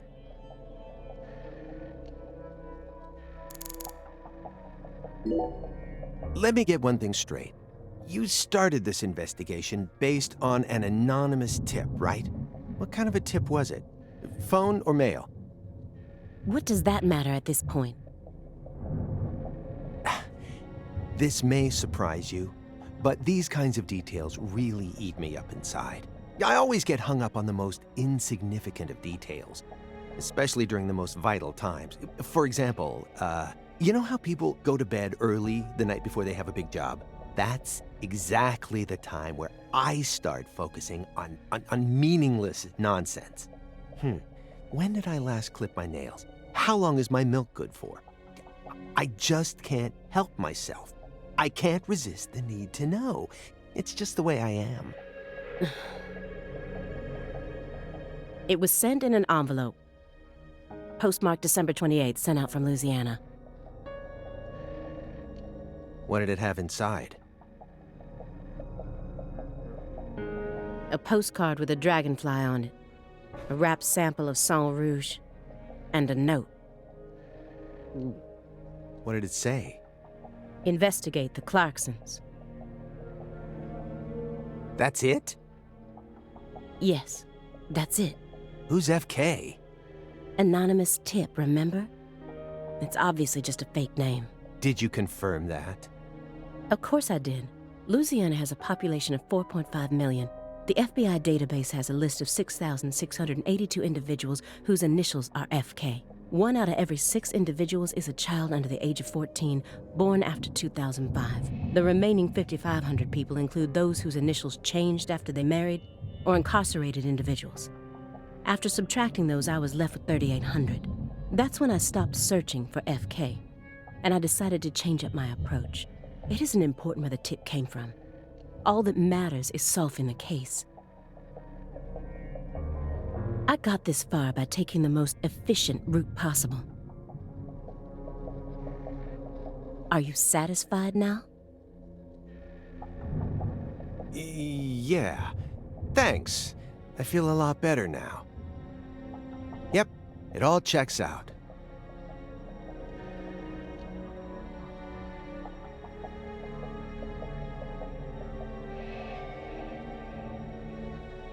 The letter that was delivered to me bore the Clarkson symbol. A postcard decorated with a dragonfly, the mark of the Clarkson family.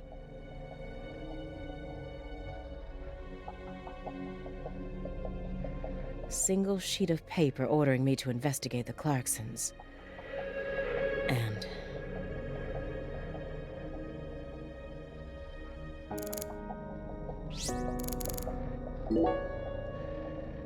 who collects vinyl in an age like this when you can stream just about anything?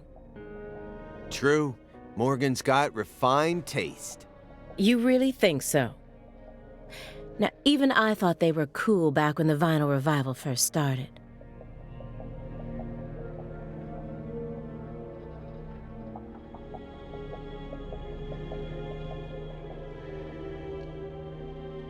But now, every suburban mall has its own vinyl shop right next to the novelty store. At this point, it's become a solid component of modern snobism, which only makes them that much more uncool. People who know nothing about real music are buying them up just so they can decorate their walls with cute album art. How do you... Excuse me? You're like IBS. You keep flaring up at the worst times and there's no end in sight. And when you're alone with Morgan, it's just an all-out war zone. We're in the middle of a very important investigation right now. Don't you think we ought to take it seriously? To me, it just looks like you're putting yourself under a lot of stress for no good reason. Why can't you, show a little humanity once in a while? Does one need humanity in order to track down criminals? Yes, one does. Or at least I do. Well, I don't.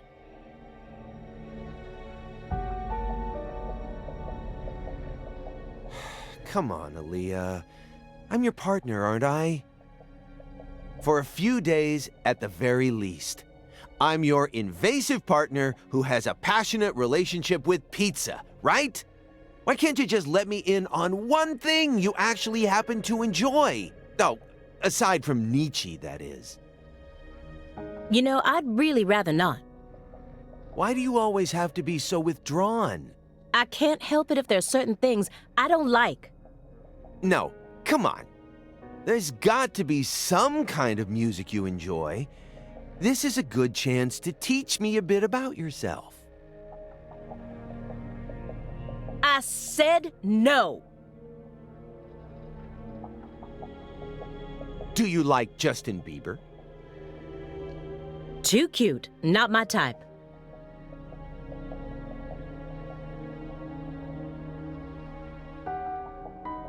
Drake?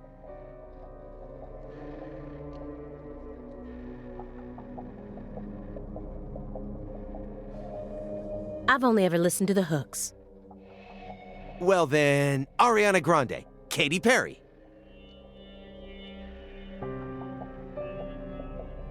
Hell no! Am I done now? Well then, what do you like? I have to tell you? Yes, you do. Pink Floyd. No way. You're a prog rocker? Who turned you onto it? Your dad? As far as I can remember, I've loved prog rock ever since I was born. That's just how music works, right? I mean, The Wall is by far my favorite album. Even to this day, I find it hard to believe that they made that in the 70s. It still sounds completely fresh and unique, as if it was just released yesterday, and...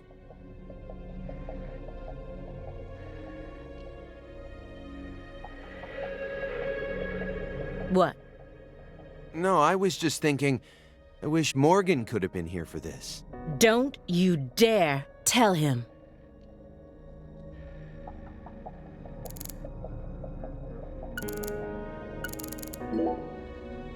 Ready to spill the beans, Aaliyah?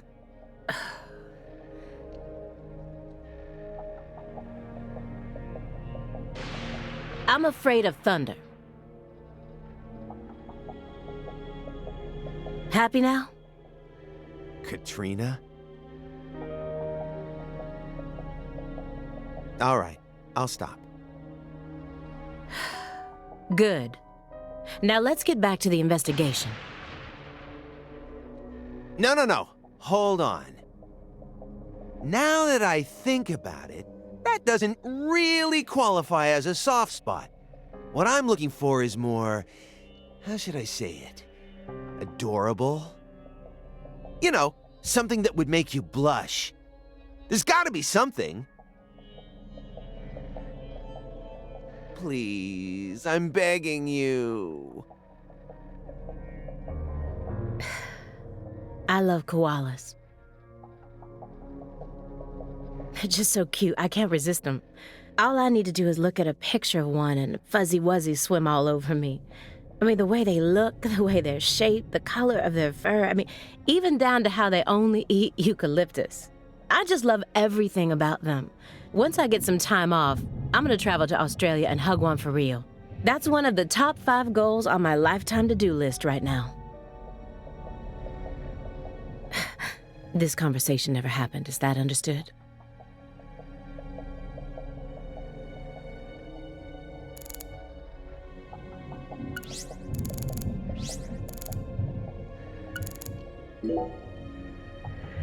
Oh, Aaliyah. Getting curious now, huh?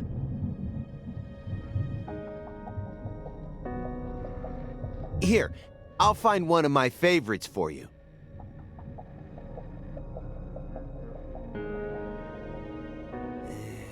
How about this one?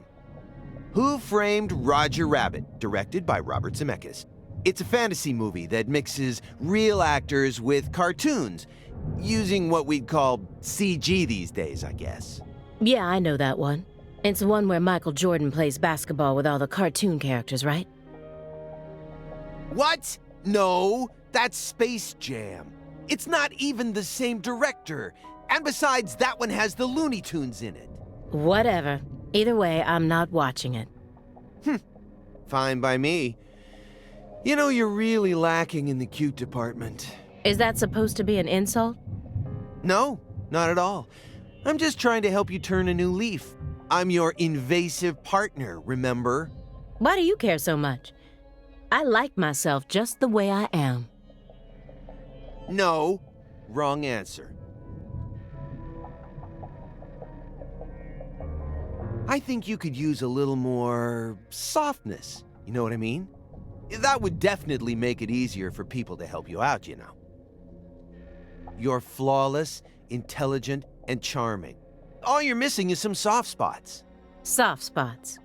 Yeah, you know, like when people find out a super serious politician is actually a huge comic book nerd. Something like that. You've got to have something. Something you secretly like that people wouldn't expect. Well, I don't. End of story. Hey, uh-oh. The lady doth protest too much, methinks. What do you mean? I just said I don't. Which means you definitely do. Well, what is it? Come on, I gotta know.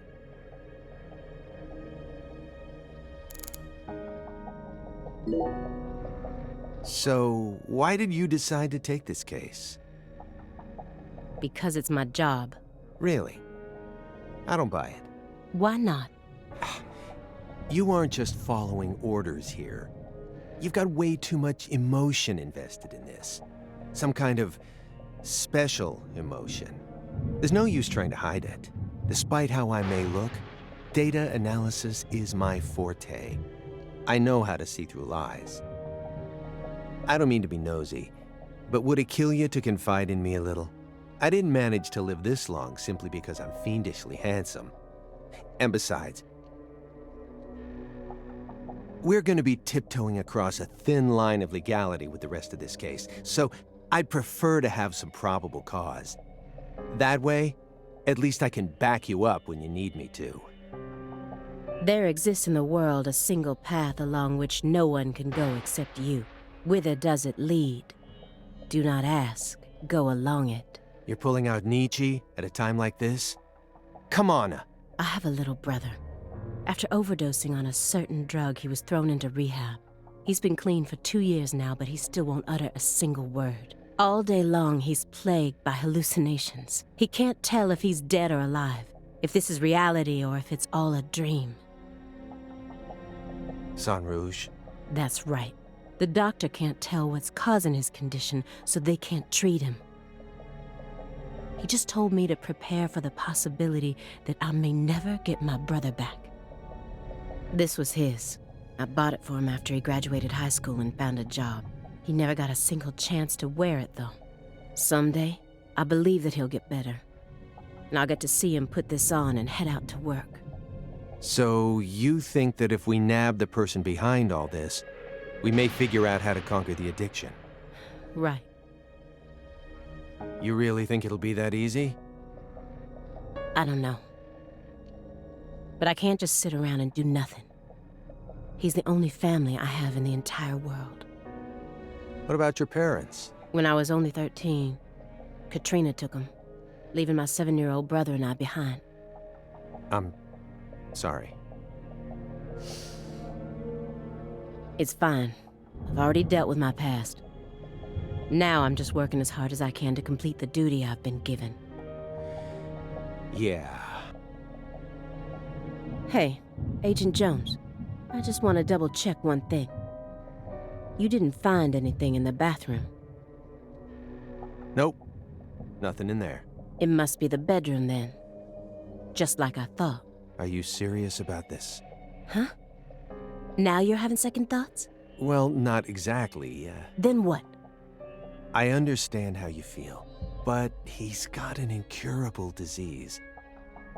And he used to be one of us. So? The truth he's given us so far could all be completely fabricated. He's a genius lone wolf agent who solved nothing but difficult cases during his years of active duty. That's what they told me at Quantico, at least. Over and over again, I had to listen to them talk about how no one could ever replicate the kind of work he did. But let's be real here. You saw his face, didn't you?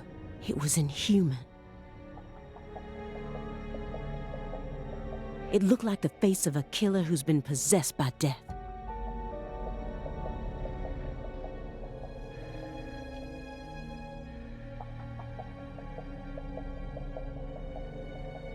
Patricia Clarkson is here, in the next room. After 14 years, he went back to Le Carré, kidnapped her, and imprisoned her here. He's trying to complete something big right now. Something that's deeply connected to Saint Rouge.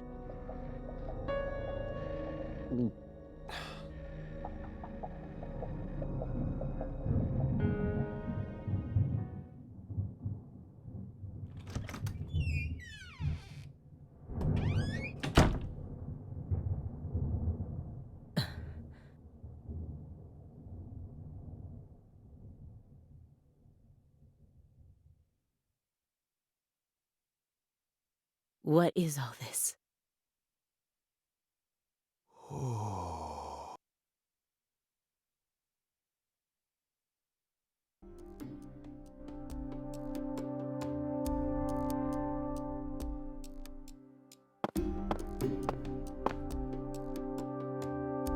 Pictures of people from Le Carré.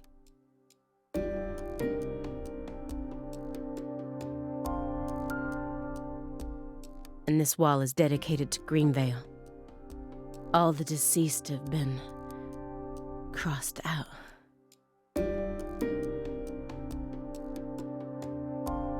Sheriff Melvin Woods?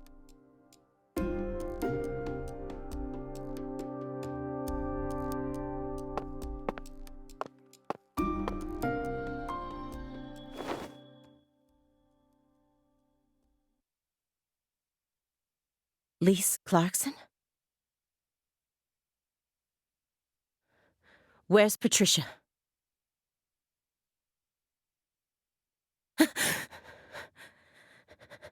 That's our altar.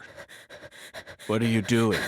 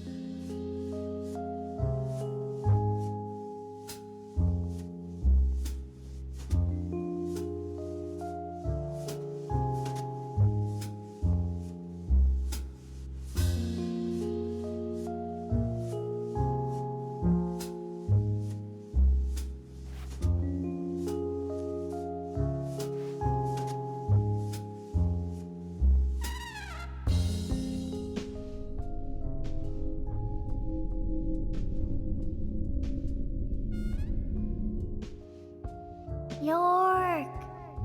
Agent York! York! Agent York! York! Agent York!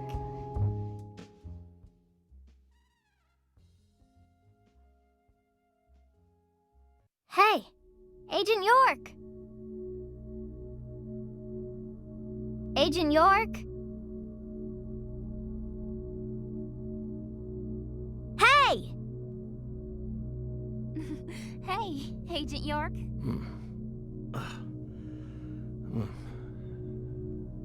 You're Lise Clarkson.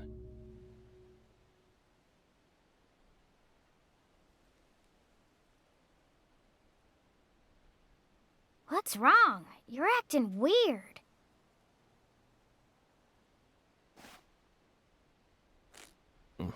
Sorry, Patty, I'm fine now.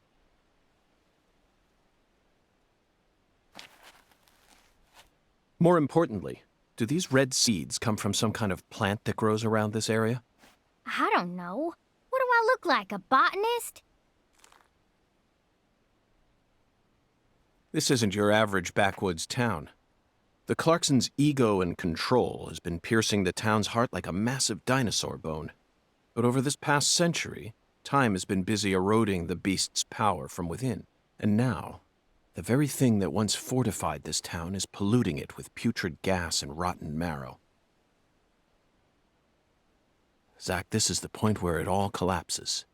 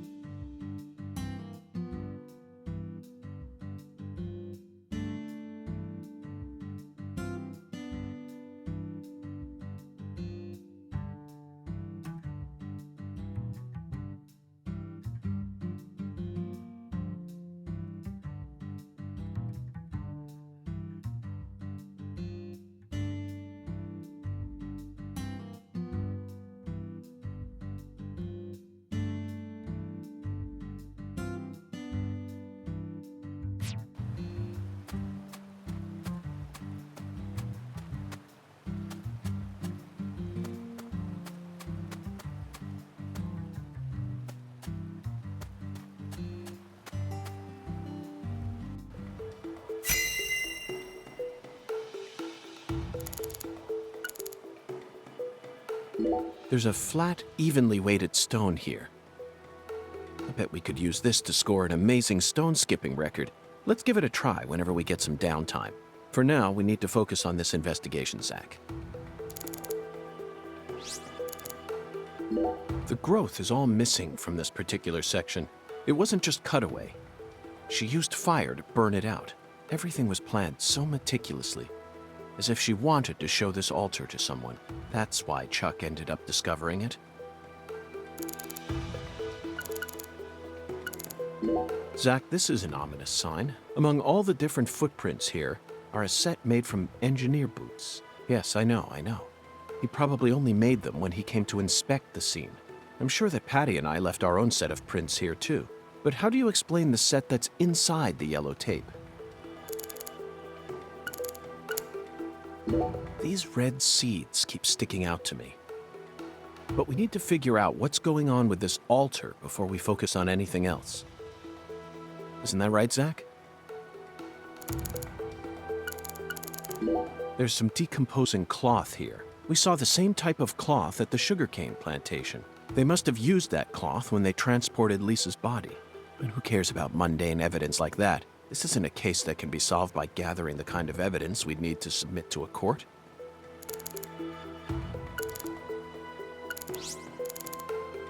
These bridge beams have a very unique shape to them. One straight support in the center, reinforced by V-shaped columns coming up diagonally from the sides. Did this bridge always look like this? Oh well, I'm sure it has nothing to do with this case. Let's move on with the inspection, Zach. This altar is covered in burn marks, but there's hardly any residue left. There's no way for me to tell what was burned here. I could send it home for analysis, but is that really necessary? It'll just end up giving Abrahams more busy work. More importantly, Zach, someone who knew how to manipulate fire was behind all this. In other words, these roots prove that Lena was here. And that's enough for me. After Lise Clarkson was murdered, her body was put back together here. Just like how Galena's body was dismembered, then rearranged within the holding cell. Lena Doman and PJ's bodies were also blown to pieces in the end. Perhaps that's the nature of the curse that's taken hold of the Clarksons. What do you think, Zach? Is there any significance to these similarities?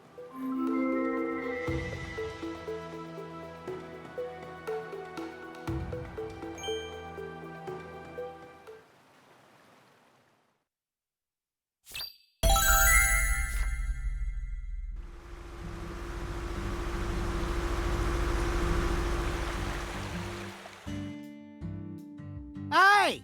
FBI! The hell you doing back here?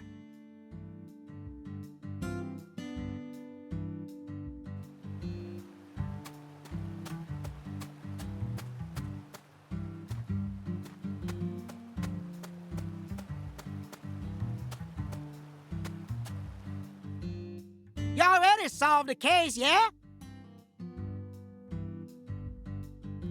So go on! Get your ass out of town!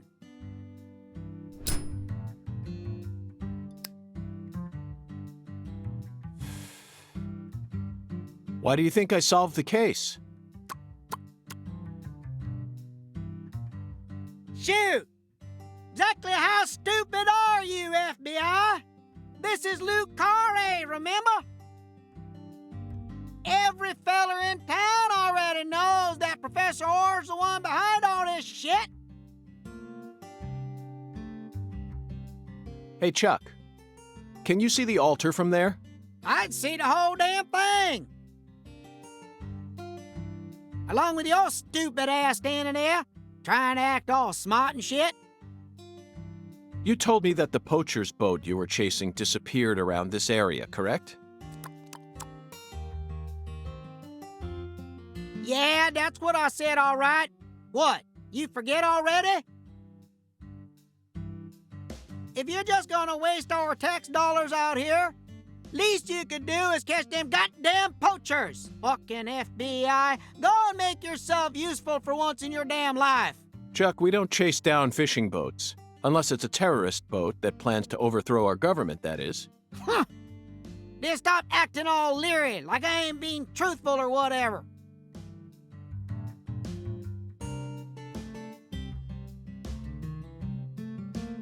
I'm busy too, you know. So long, FBI.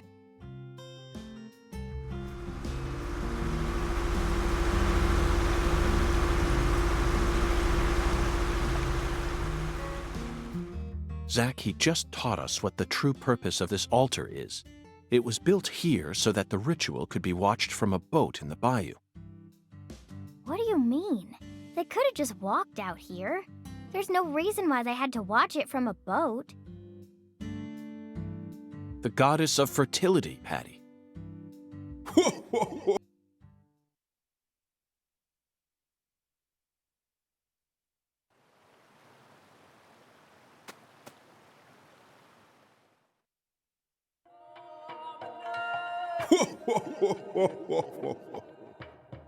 The goddess of fertility. A fine name indeed. So much blood has been shed. Yet you remain in this town. Surely you know why. Of course I do, Hungan. My work here isn't finished yet. You know, I could really use one of your oracles right now.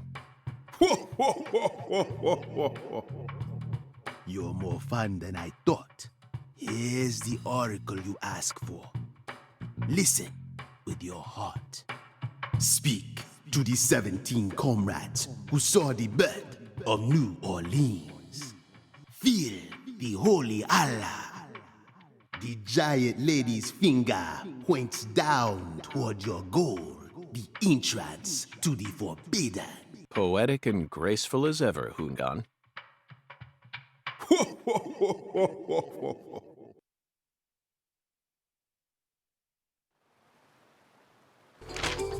Hungan's oracles are leading us toward the core of this case.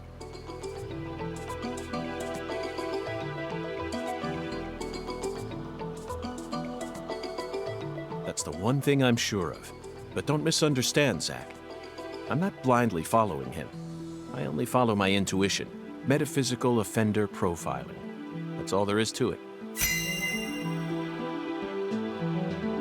The 17 comrades must refer to some area that has 17 of the same thing in it. We may need to use history to figure this one out. After all, we need to find someone or something that saw the birth of New Orleans. And we can't just round up every last old That's not it, Zack. The 17, remember, they were here to...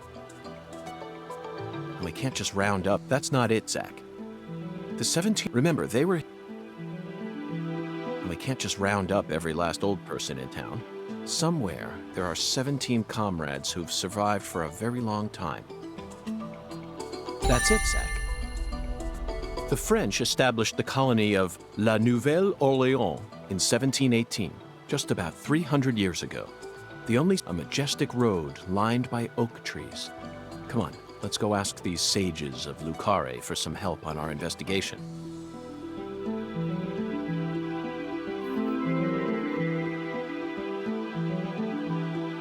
Especially considering the quality of the oracles we've received thus far. It seems as if Hungan's poetic muse is finally running dry. The great thing about us Americans is that we can recreate our homeland anywhere. We're happy to transport crunchy bacon across the deserts of Africa if we need to. That's what it means to be American, and this holy Allah is just another example of that. From the early days of the frontier era, that's it. I never doubted you, Zack. The Holy Allah refers to a water tower, specifically that water tower with its Clarkson family crest. It must be hiding some sort of clue. Let's fill the Allah and see what it yields.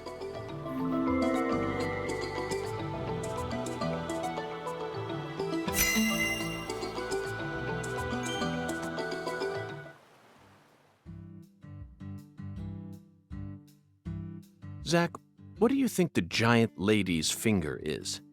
I'm at a loss. I never thought one of Hungan's childish riddles would force me to think so hard. But, oh well, I'm sure that as we deal with the rest of the oracle, it'll reveal itself to us. What? Is there something on my face? Listen carefully, Patricia. As my skilled assistant, I trust you a great deal. So I want you to answer me honestly. Answer what? Do you have any idea where Melvin might have gone? No. He didn't seem to be acting or talking differently than usual? No, I don't think so. Okay, I believe your words. Zach, we have a lot of work to do. It feels like we're finally approaching the climax here.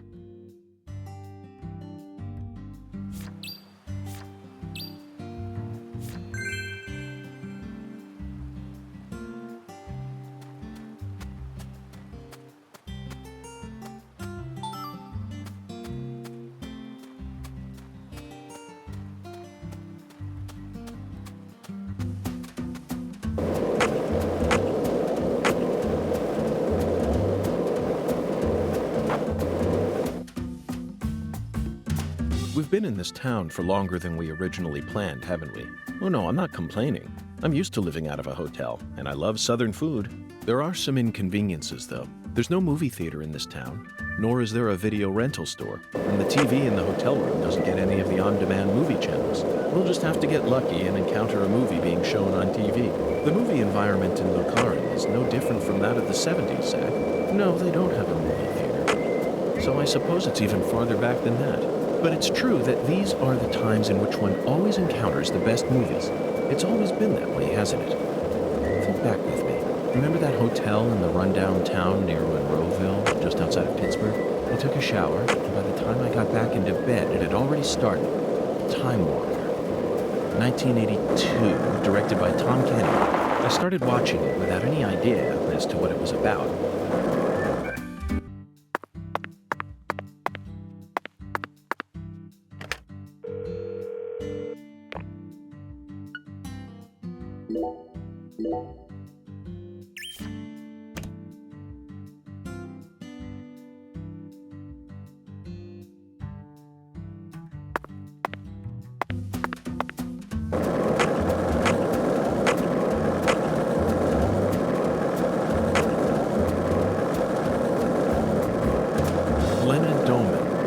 A.k.a. Professor R. How could such an intelligent person like her suffer such a tragic downfall? Does the South really corrupt people, like Patty said? This sunlight certainly seems capable of breaking someone down. No matter how you try to resist it, it's so hot it feels like I'm burning up. But that doesn't explain it. Perhaps we really do need to focus on the Clarkson bloodline itself. Everything in this town, whether it's visible or invisible, it all carries shades of their influence. Buildings, people, conversations, food. Right down to each blade of grass. There isn't anything beyond the reach of the Clarksons' breath.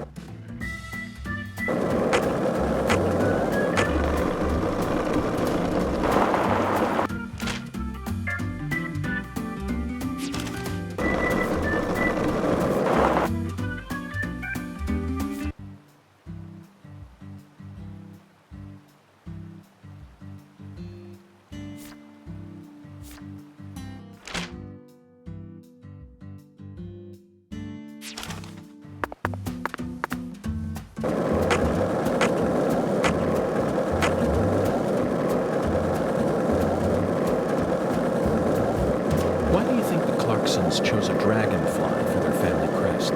In some European countries, dragonflies are called devil's needles, and folklore suggests that they fly around, sewing up the mouths of children who don't do as they're told. In Japan, some samurai helmets are also shaped like dragonflies.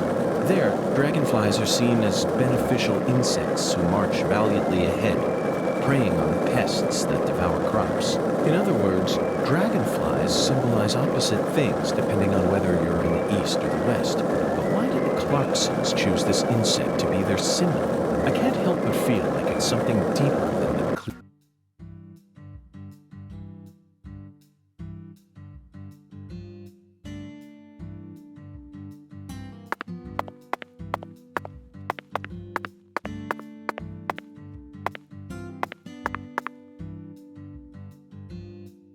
Zach, do you sense that?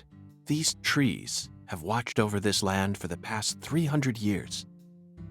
Long before the Clarksons built up their town, these trees were here. If they could speak, I wonder what they'd have to say about this case. Has there always been a different number of trees on each side? Yeah. I heard that by the time our town came along, there were only 17 left.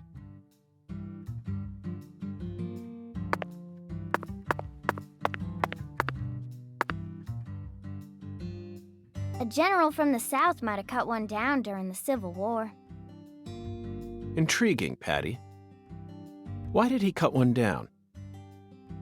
I don't know. Folks say he planted a red tree in its place. I don't know if that's true or not, though.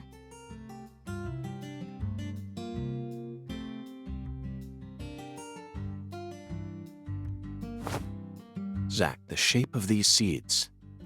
They look just like the ones we saw at Lisa's altar. Patty, it appears that legend about the red tree wasn't a total lie. The first tree is withered and gone, but the shells from its seeds remain. Perhaps that red tree left some descendants somewhere else.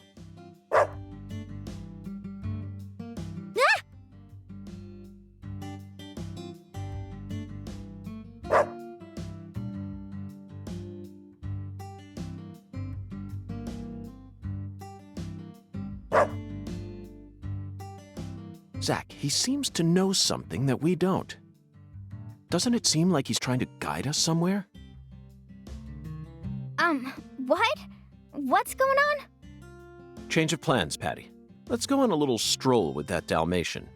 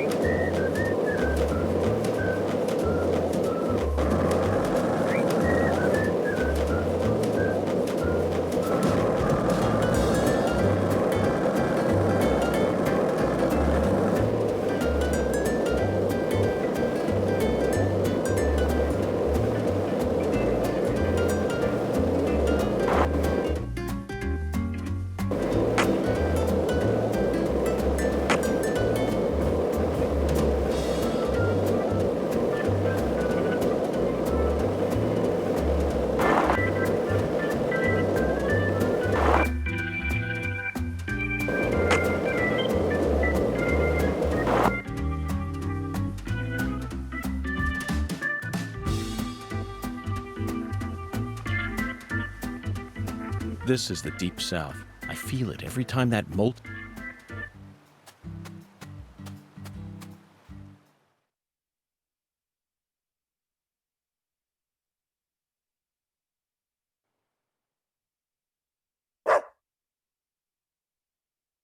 Is this the red tree that General planted?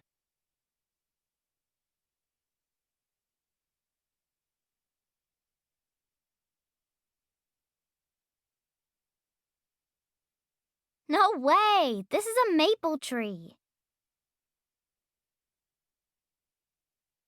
A maple tree? Then it shouldn't be red at this time of year. You're right. That's strange.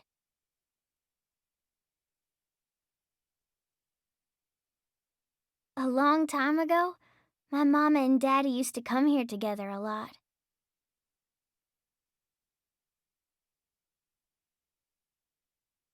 They told me they used to go on dates here, back before I was born. Mama would make sandwiches, then they'd come here and eat them together.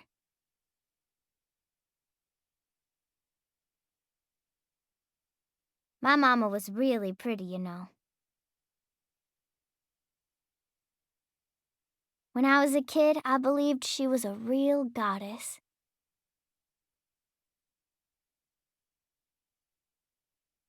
Under the boughs of a legendary tree that stayed red all year long, a small miracle was born. One man managed to win the heart of the most beautiful girl in the world, and they call him Melvin Woods.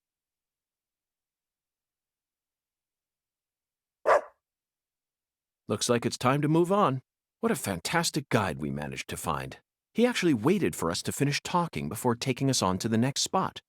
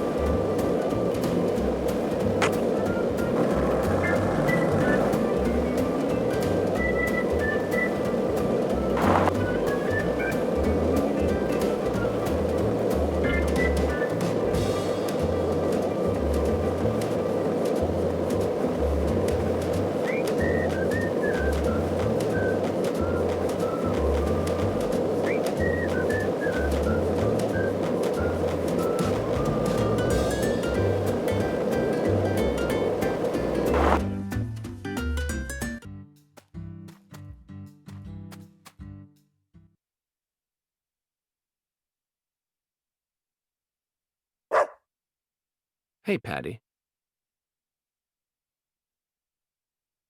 How would you rate this creation? Not bad, I reckon. They made good use of its natural form while also pulling out the soul from within. The artificial color also looks pretty. You don't usually see this level of harmony. Something unnatural always ends up getting left behind. Zach, did you catch all that? She sounded just like the curator of an art gallery in New York. I think we may have just uncovered a new side of her. But unfortunately, I can't see anything artistic about it. Honestly, it looks insane to me. That's all I get from it. And there's no way that this is a descendant of the tree that the general planted.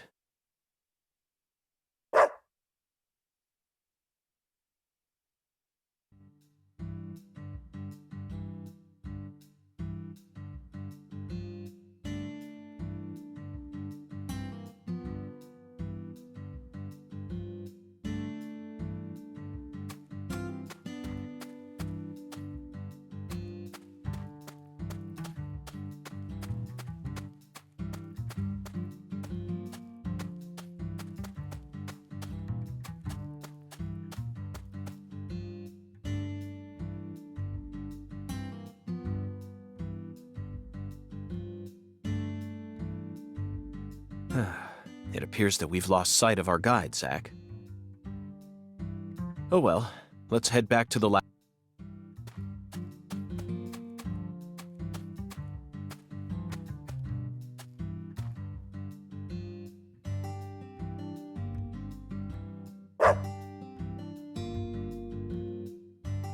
Zach, we can't fall behind this time.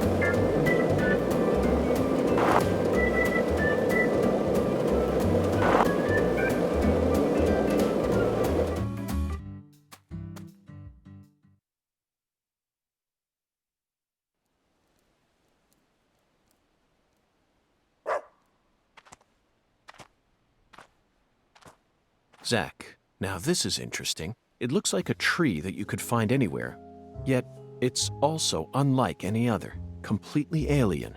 And look how it's weaved its way into the landscape. Almost like cancer cells invading a human body. You might not even notice it unless you're focused on finding it. And this feeling. As I gaze upon this tree, I can feel evil emotions rising out from within me. Why on earth did that Southern general bring this tree into this town?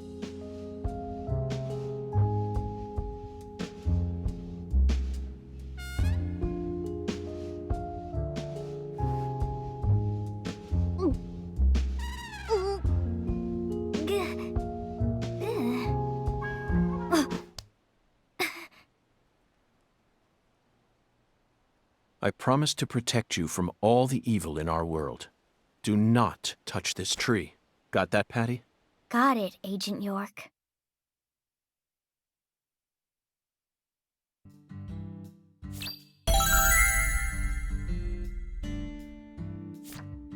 We successfully spoke with the 17 comrades. I feel like they showed us a side of nature that transcends the realms of human knowledge. Next up is the Holy Allah. According to the Oracle, the Holy Allah needs to be filled. We may be due for another childish puzzle soon, Zach.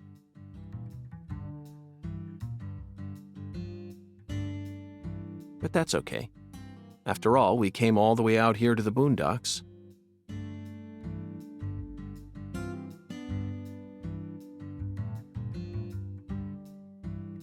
Why not enjoy playing by their rules for a bit?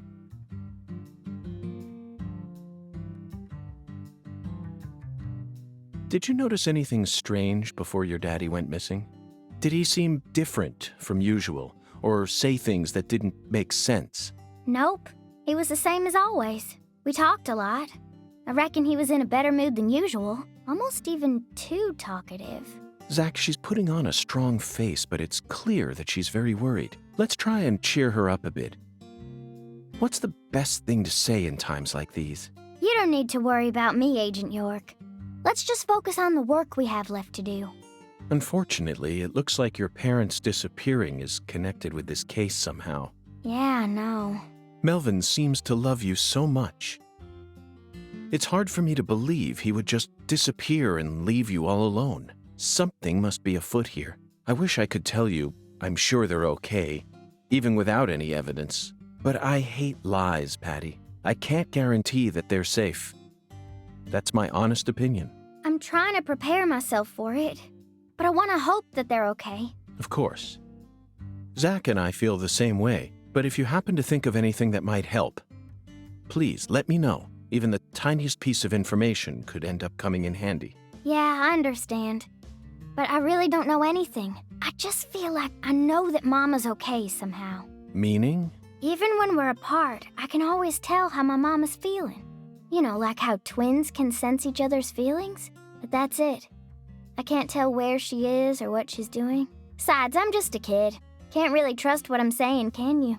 Zach, it seems like she and her mother possess some kind of secret bond. But we shouldn't try to force it out of her. Yes, you're exactly right. Let's just keep our eyes on her for now.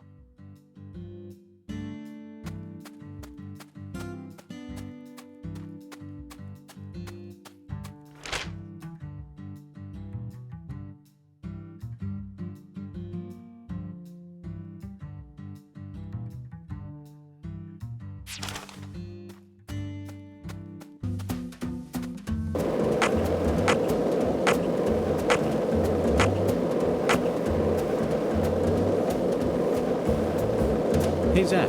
No, nothing. Just felt like saying that.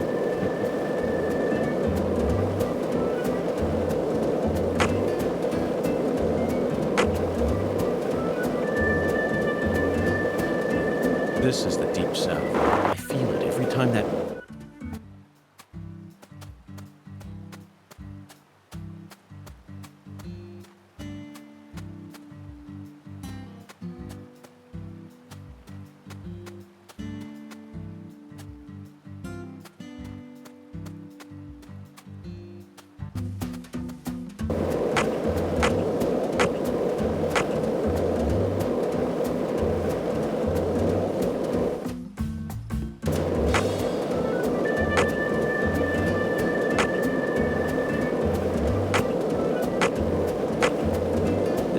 sure is peaceful, Zach.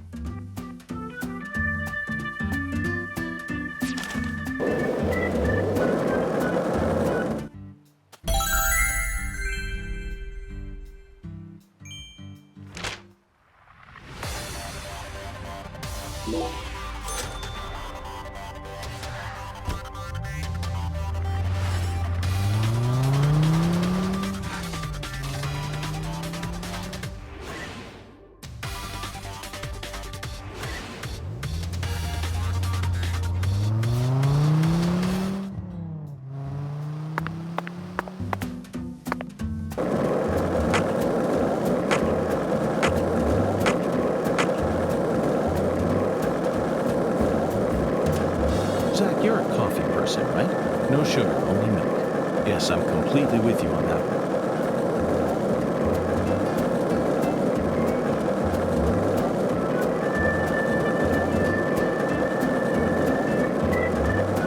This is the deep south. I feel it every time that molten hot sun pours down on me. Don't you, Zach?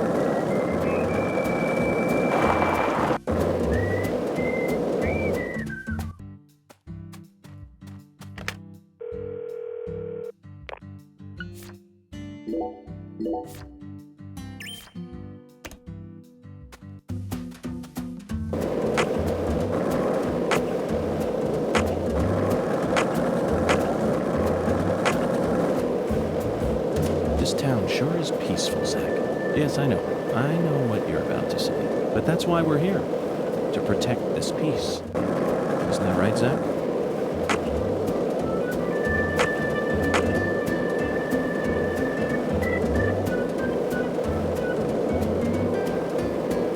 Hey, want to talk about bridges?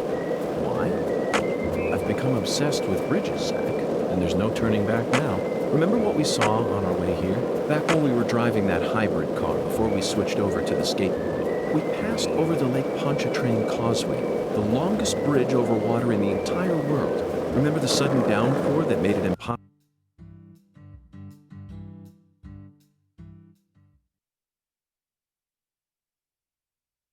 This thing sure looks tall when you look at it up close. But why do they gotta build it up so high anyway? The height gives them the necessary pressure to pump the water out. Also, building it in a spot where anyone could easily access it would only create more problems. Problems? In a certain Missouri town, they built the water tower low enough that a person could easily climb up to it.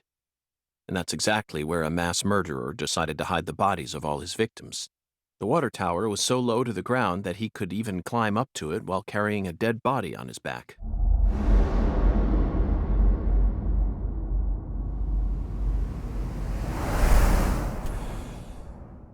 Incidentally, they ended up finding a total of 43 bodies in there.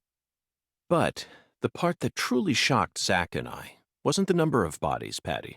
What? It was the fact that over the 6 months from the first murder to when the case was solved, that whole time, the townspeople had been drinking the water. Agent York! Look! I think we can climb up from there. Let's go. But Patty, I was just getting to the good part.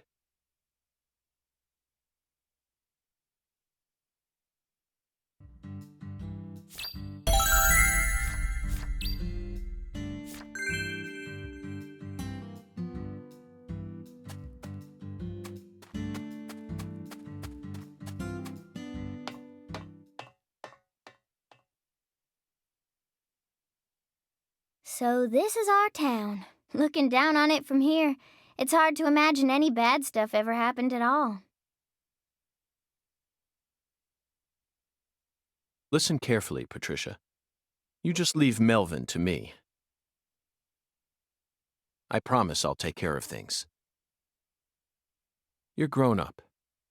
You're more of an adult than anyone else in this town, I guarantee it. But that doesn't mean you have to suffer through everything without ever saying a word about it.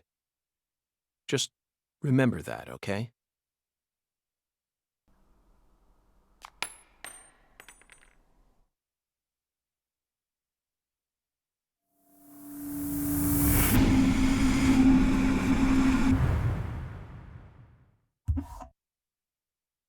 Zach, it looks like the holy Allah hasn't been sucking up water properly. No wonder the shower in our hotel room felt so weak. Patty, who manages this water tower? This is Lucare. You should know the answer to that by now. The Clarksons. Judging from their current situation, I don't think they'll be able to give us a timely response. Yeah. Do you know where the water comes from? Probably Isaac Lake? That settles it. Let's fill the holy Allah and solve this problem ourselves. I knew you were gonna say that, Agent York.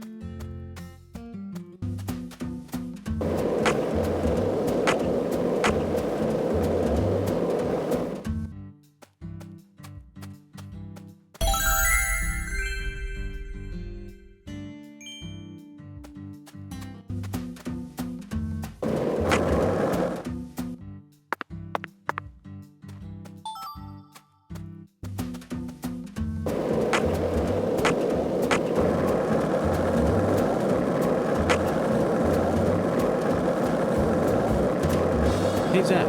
No, nothing. Just felt like saying that.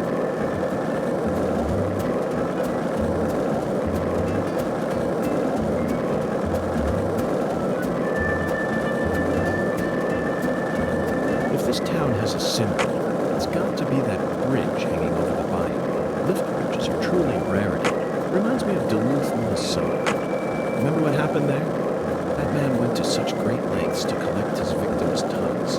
You know, the one who would French kiss them every day as they slowly decompose. As I drove him to the station after his arrest, he started lecturing me on the proper way to give someone a kiss. Anyway, back to Duluth. They have a famous lift bridge there called the Aerial Lift Bridge. The lift bridge here is the first one we've seen since then, but this one looks a lot smaller than the Aerial Lift Bridge. Its smaller size was most likely chosen due to the width of the river and the sea level of this area. The height and structure of a bridge is what determines which sort of boats can travel.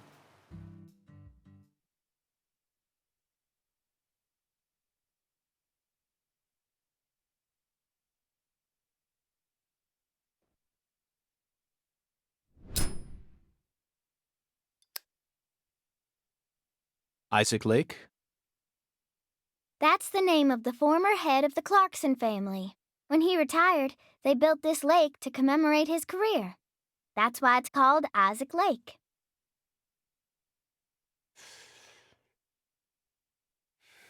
They wanted people to remember the power of the Clarkson family every time they used their water, huh?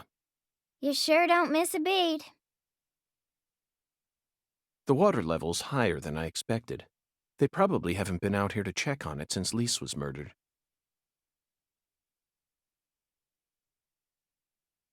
I bet that's where the water gets sucked up into the water tower.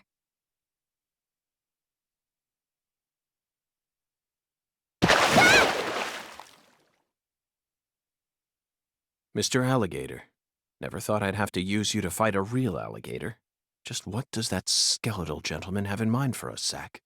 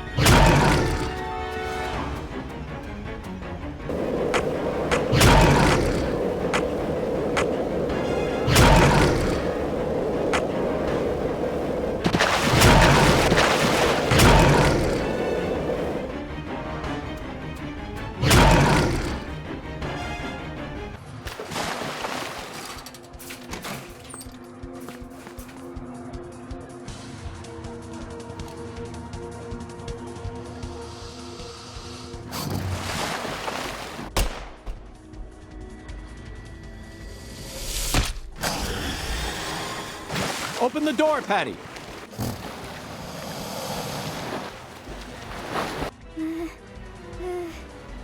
Now, Patty!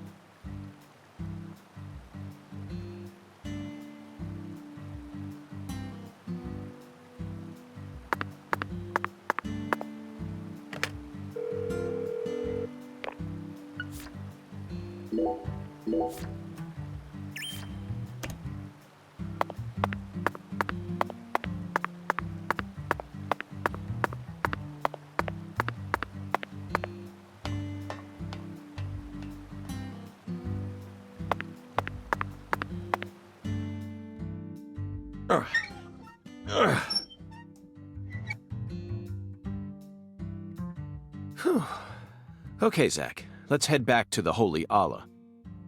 We need to confirm with our own eyes that we've completed the skeletal gentleman's oracle.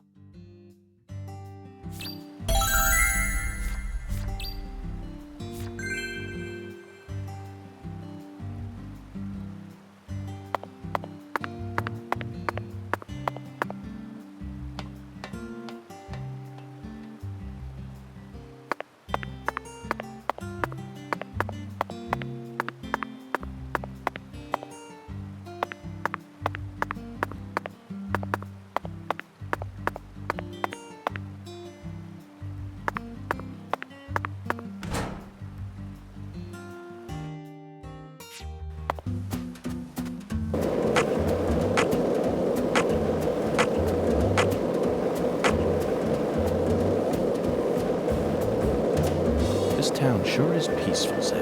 Yes, I know what you're about to say. But that's why we're here. To protect this peace. Isn't that right, Zack?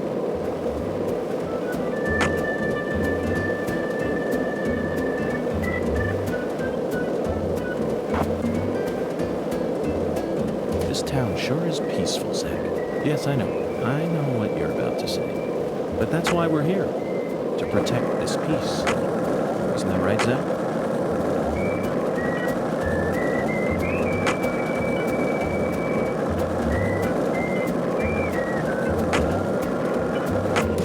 Zack, you're a coffee person, right?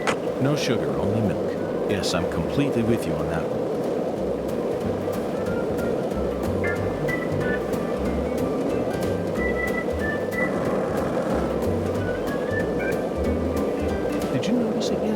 The streets in New Orleans were a mess, all busted up and undergoing maintenance. The city was built on a swamp, so the ground is soft. All it takes is some heavy rain to cave it all in. There were also a lot of places where large tree roots were pushing up parts of the asphalt and the sidewalk. Those bumps were dangerous even when we still had our car, remember? But this town is different. The streets are all paved so cleanly that we can skate along them without a care in the world. And there's hardly any trash or graffiti to be found anywhere. The Clarksons truly do control this place. For better or worse, it's a good example of how allowing...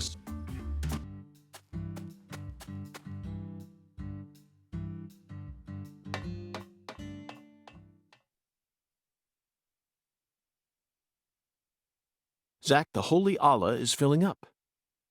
Looks like we'll be able to take a warm, invigorating shower tonight. Patty, are you okay? No.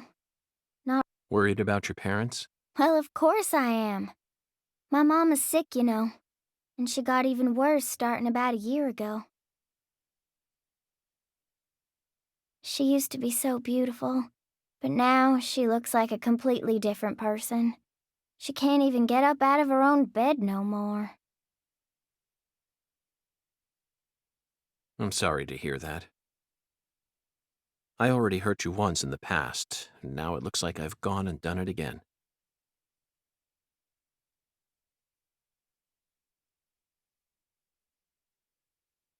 No, I know Mama's illness ain't your fault, Agent York. It's more about Daddy.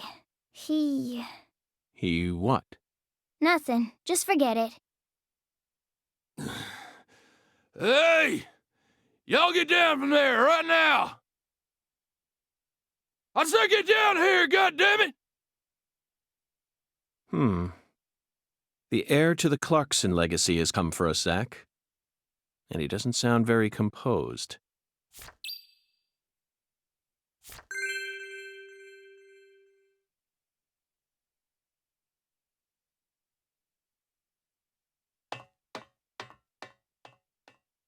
You rotten little snakes! This is private property, goddammit! I guess you really do want to throw down with a Clarkson, huh? Get out here! I never gave you permission. Yeah, you think you can just walk on?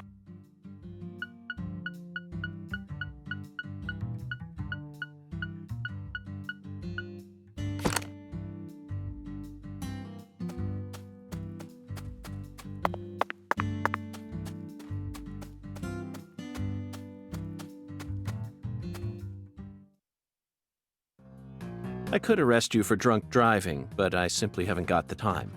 What? What did you say? Ever since you got here, my whole family. Now they're all dead. You're Satan. You came here to destroy the Clarksons. You destroyed them. Satan.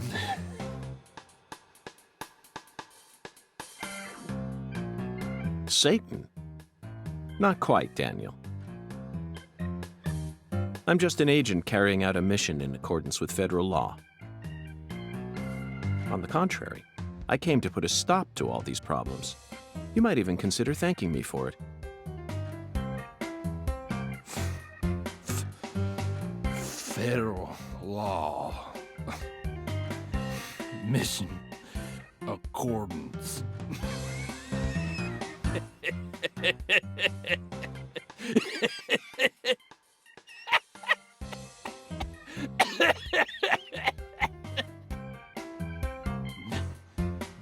you hear that?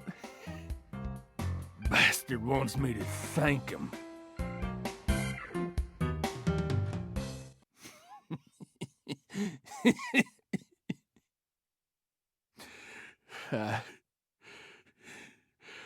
I lost everything. My treasure. At least my old baby girl. I don't know. I don't know what I'm gonna do now. You reap what you sow. God damn it. Whether you like it or not, you're the new heir to the Clarkson legacy. You could rebuild their empire, or resign it to the ravages of time. Do whatever you like. But you'll no longer be able to borrow a certain someone's power and march around like you own this town. You need to accept that and prepare to survive.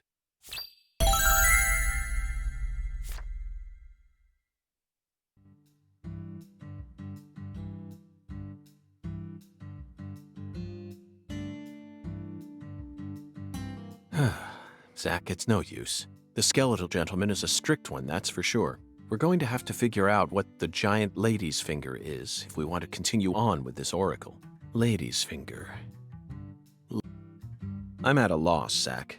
The only thing that comes to mind is a certain lady in glasses who displayed her middle finger to a truck driver, the student driver who was driving the car that Leslie Nielsen jumped into in order to chase down a criminal. 1988, directed by David Zucker, The Naked Gun. That car chase was terrific. It felt like we were watching one of our own car chases from the real world. That director must have gotten some advice from actual police officers. Otherwise, there's no way he would have been able to film such a realistic chase. Hey, Agent York, can I say something? If you're looking for ladies' fingers, you know that's another name for okra, right? Another name for okra? Yeah, okra's pretty common here in Louisiana, so most people know about its other name. Huh. Okra. My talented assistant strikes again. You solved the oracle instead of me. Let's hurry over to the okra farm at once, then. And find the biggest piece of okra while we're at it. Hey, Agent York. The key word is giant, so it must be rather large. I'll bet it looks positively grotesque, Zach. And just imagine the stickiness. Ooh, I think I'll refrain from taking a bite. Hey, Agent York! Our town doesn't have an okra farm. No? Okra farm? Relax. Just follow me. I reckon I know where we're supposed to go.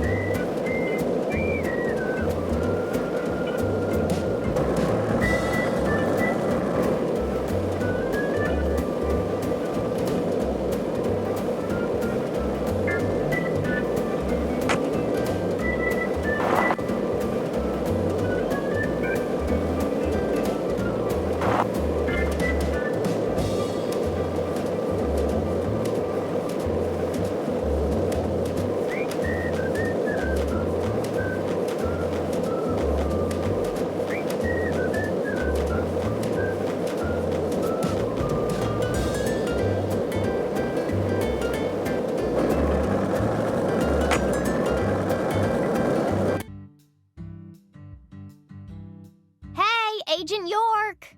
Stay close to me, or I'm not gonna show you where you're...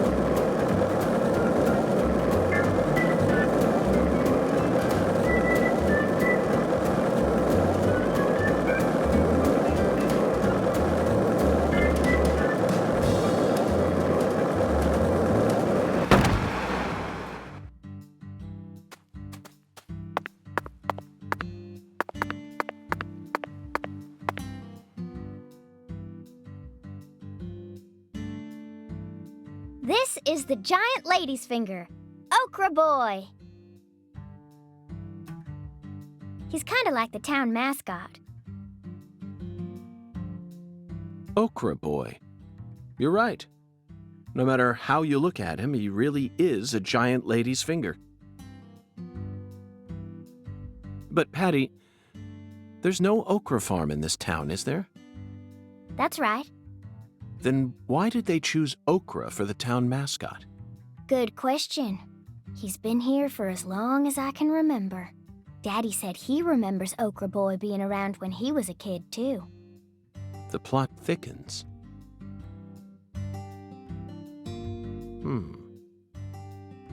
Zach, doesn't it look like he's pointing at something?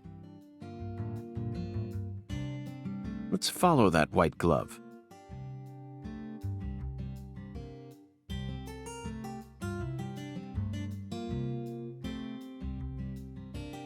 Patty, that's it.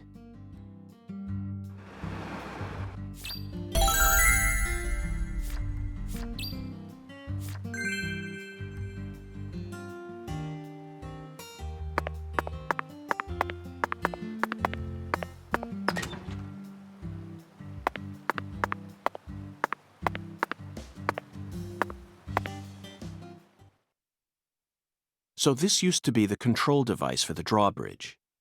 But it looks like its insides have been replaced with something else. Oh, yeah. I remember Daddy telling me about this. This drawbridge hasn't been used for decades now. So the control room doesn't work, and the power's been disconnected.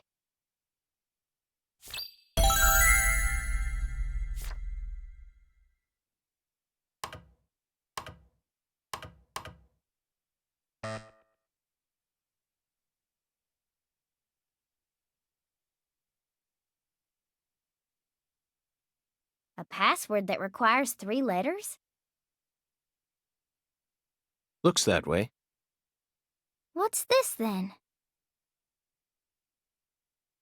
There's an H on the top, bottom, and left sides of the leftmost panel.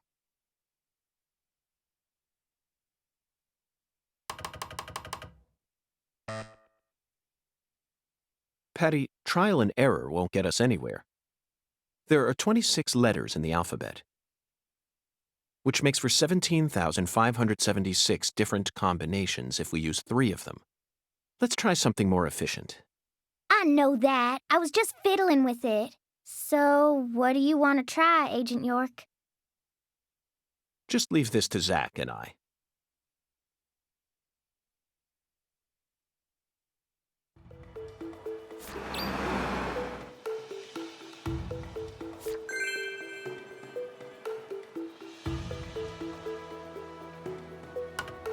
Zach, this password may look complicated at first glance, but you needn't worry. This is a chemical formula, a challenge from Professor R. The H that's tattooed all over the leftmost panel stands for hydrogen. In other words, the leftmost panel represents the molecule you get when 3 hydrogen atoms merge. All we need to do is figure out which chemicals go in the remaining panel. Try reviewing what we know. We spoke to the 17 comrades who saw the birth of New Orleans, filled the Holy Allah, then found the giant lady's finger pointing toward the entrance to the Forbidden. After we met the 17 comrades, we encountered that ominous red tree. There was sap dripping out from the red tree's trunk, wasn't there? That must have been a metaphor for wood vinegar. Then, in order to fill the Holy Allah, we went to the reservoir. The water tower represents a distillator, and the water represents coolant. Wood vinegar, distillator, and water, Zach. Figured it out yet? The chemical formula is CH3OH, methanol. It's got to be COH, starting from the left in that order. Methanol is highly flammable and used as the base ingredient in formaldehyde. This has Professor R's name written all over it. That oracle really sent us on a roundabout mission this time. It almost feels like we're playing a video game here. Talk about stupid.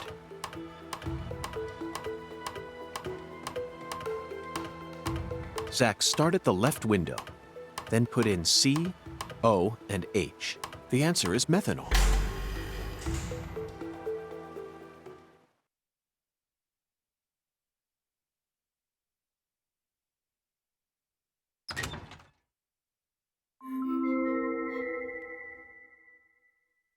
That must be the entrance to the Forbidden, Zack.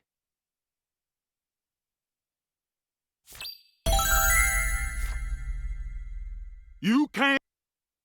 Smarty pants scientist said no. Avery Smith. Drawbridge don't work no more. The machine's junk. Yup. You're right, Avery, but don't worry. I got permission to touch it. Permission? Agent York, you got permission? That's right. Permission from the President of the United States. The President? Oh, he's a smarty pants. Okay. I didn't see nothing. Yup.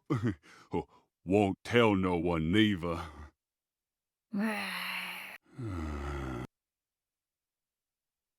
Hey, Agent York, are you really going in there? Yes, I have to, for the sake of the investigation. I'm getting kinda scared. That's a rare word to hear coming from your mouth, Patty.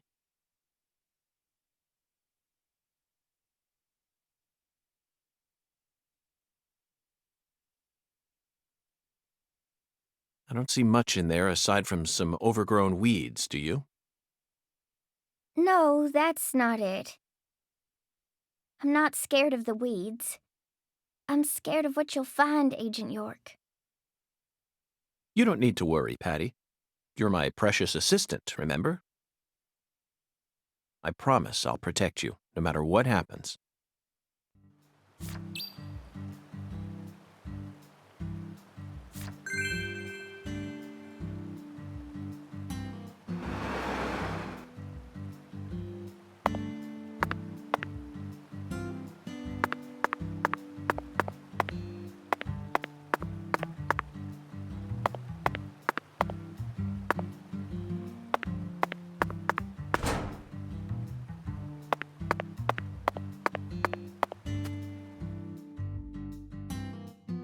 Patty, the truth is, when I first saw Okra Boy, I remembered something horrific. The most evil monster I've ever seen, in fact. A monster? Oh yes, a demon incarnate who plunged New York City into mortal fear. The Stay Puft Marshmallow Man. Marshmallow?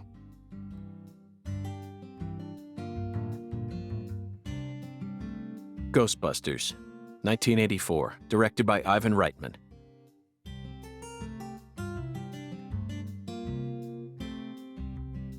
Now that's a film that was filled to the brim with bona fide horror. A true masterpiece that boasted an honest depiction of just how frightening a real ghost would be. Even if you watched it now, I'm sure it would still chill you to the bone. First night I watched it, I was too afraid to go to the bathroom alone. So I made Zack come with me.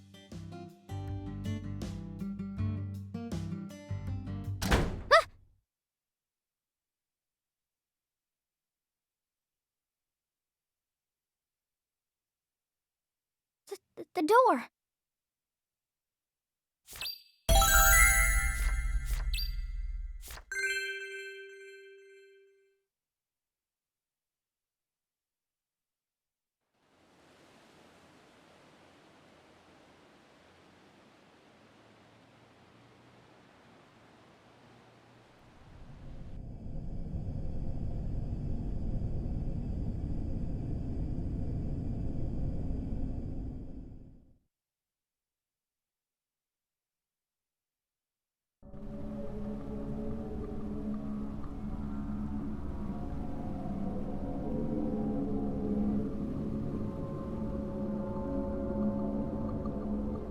So, what other movies have you seen on that sci-fi movie channel?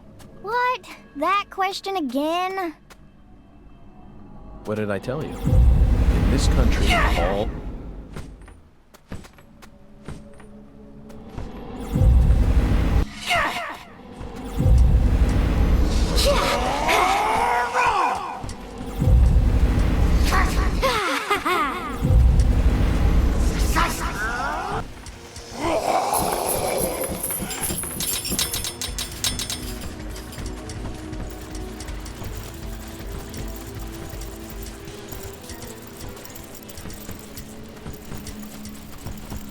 I'll show you what.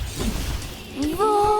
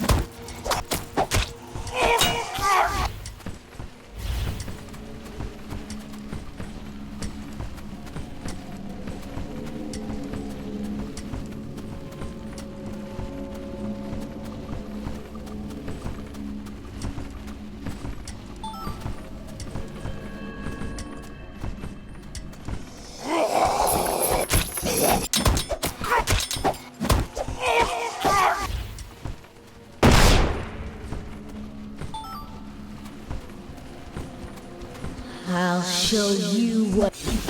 Void!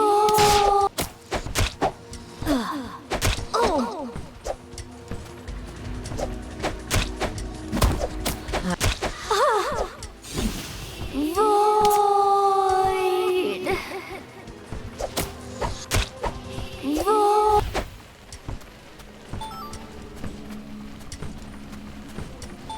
I'll curse you. Void! You're powerless.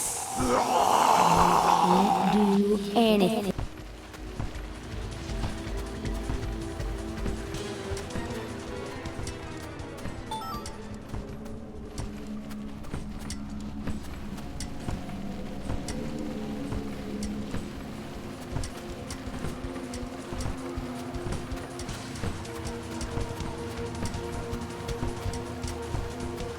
I'll curse you.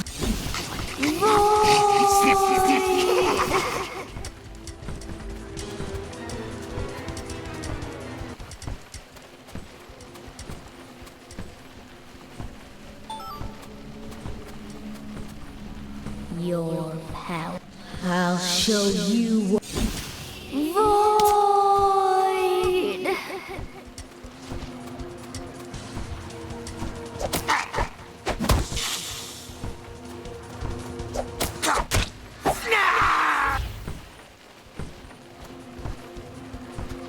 Are you in pain? I'll curse you. Don't it? Hurts, don't it? I'll curse you to death. Void! Hurts, don't it? Hurts, don't it? Void!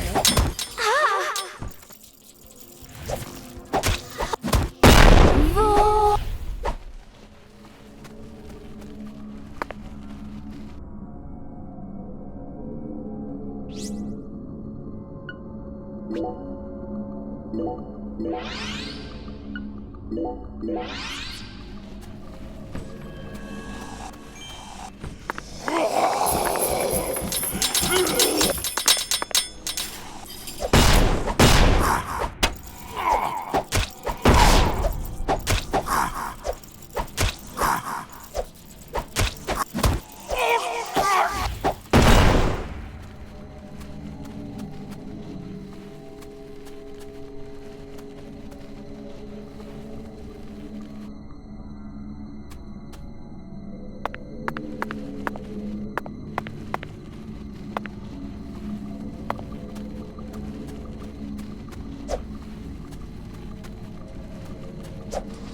I'll curse you.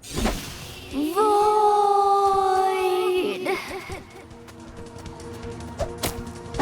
Oh.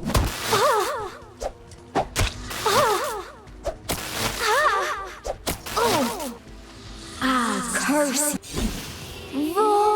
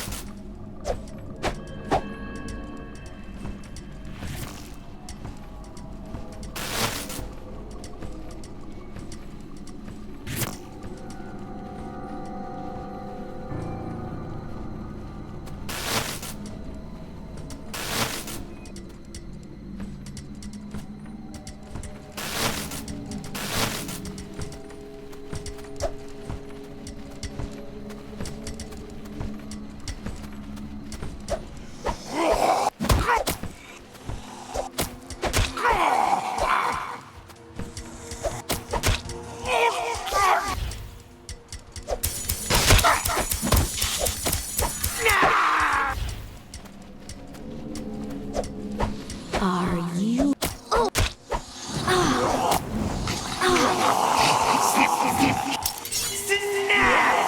Hurts, don't it?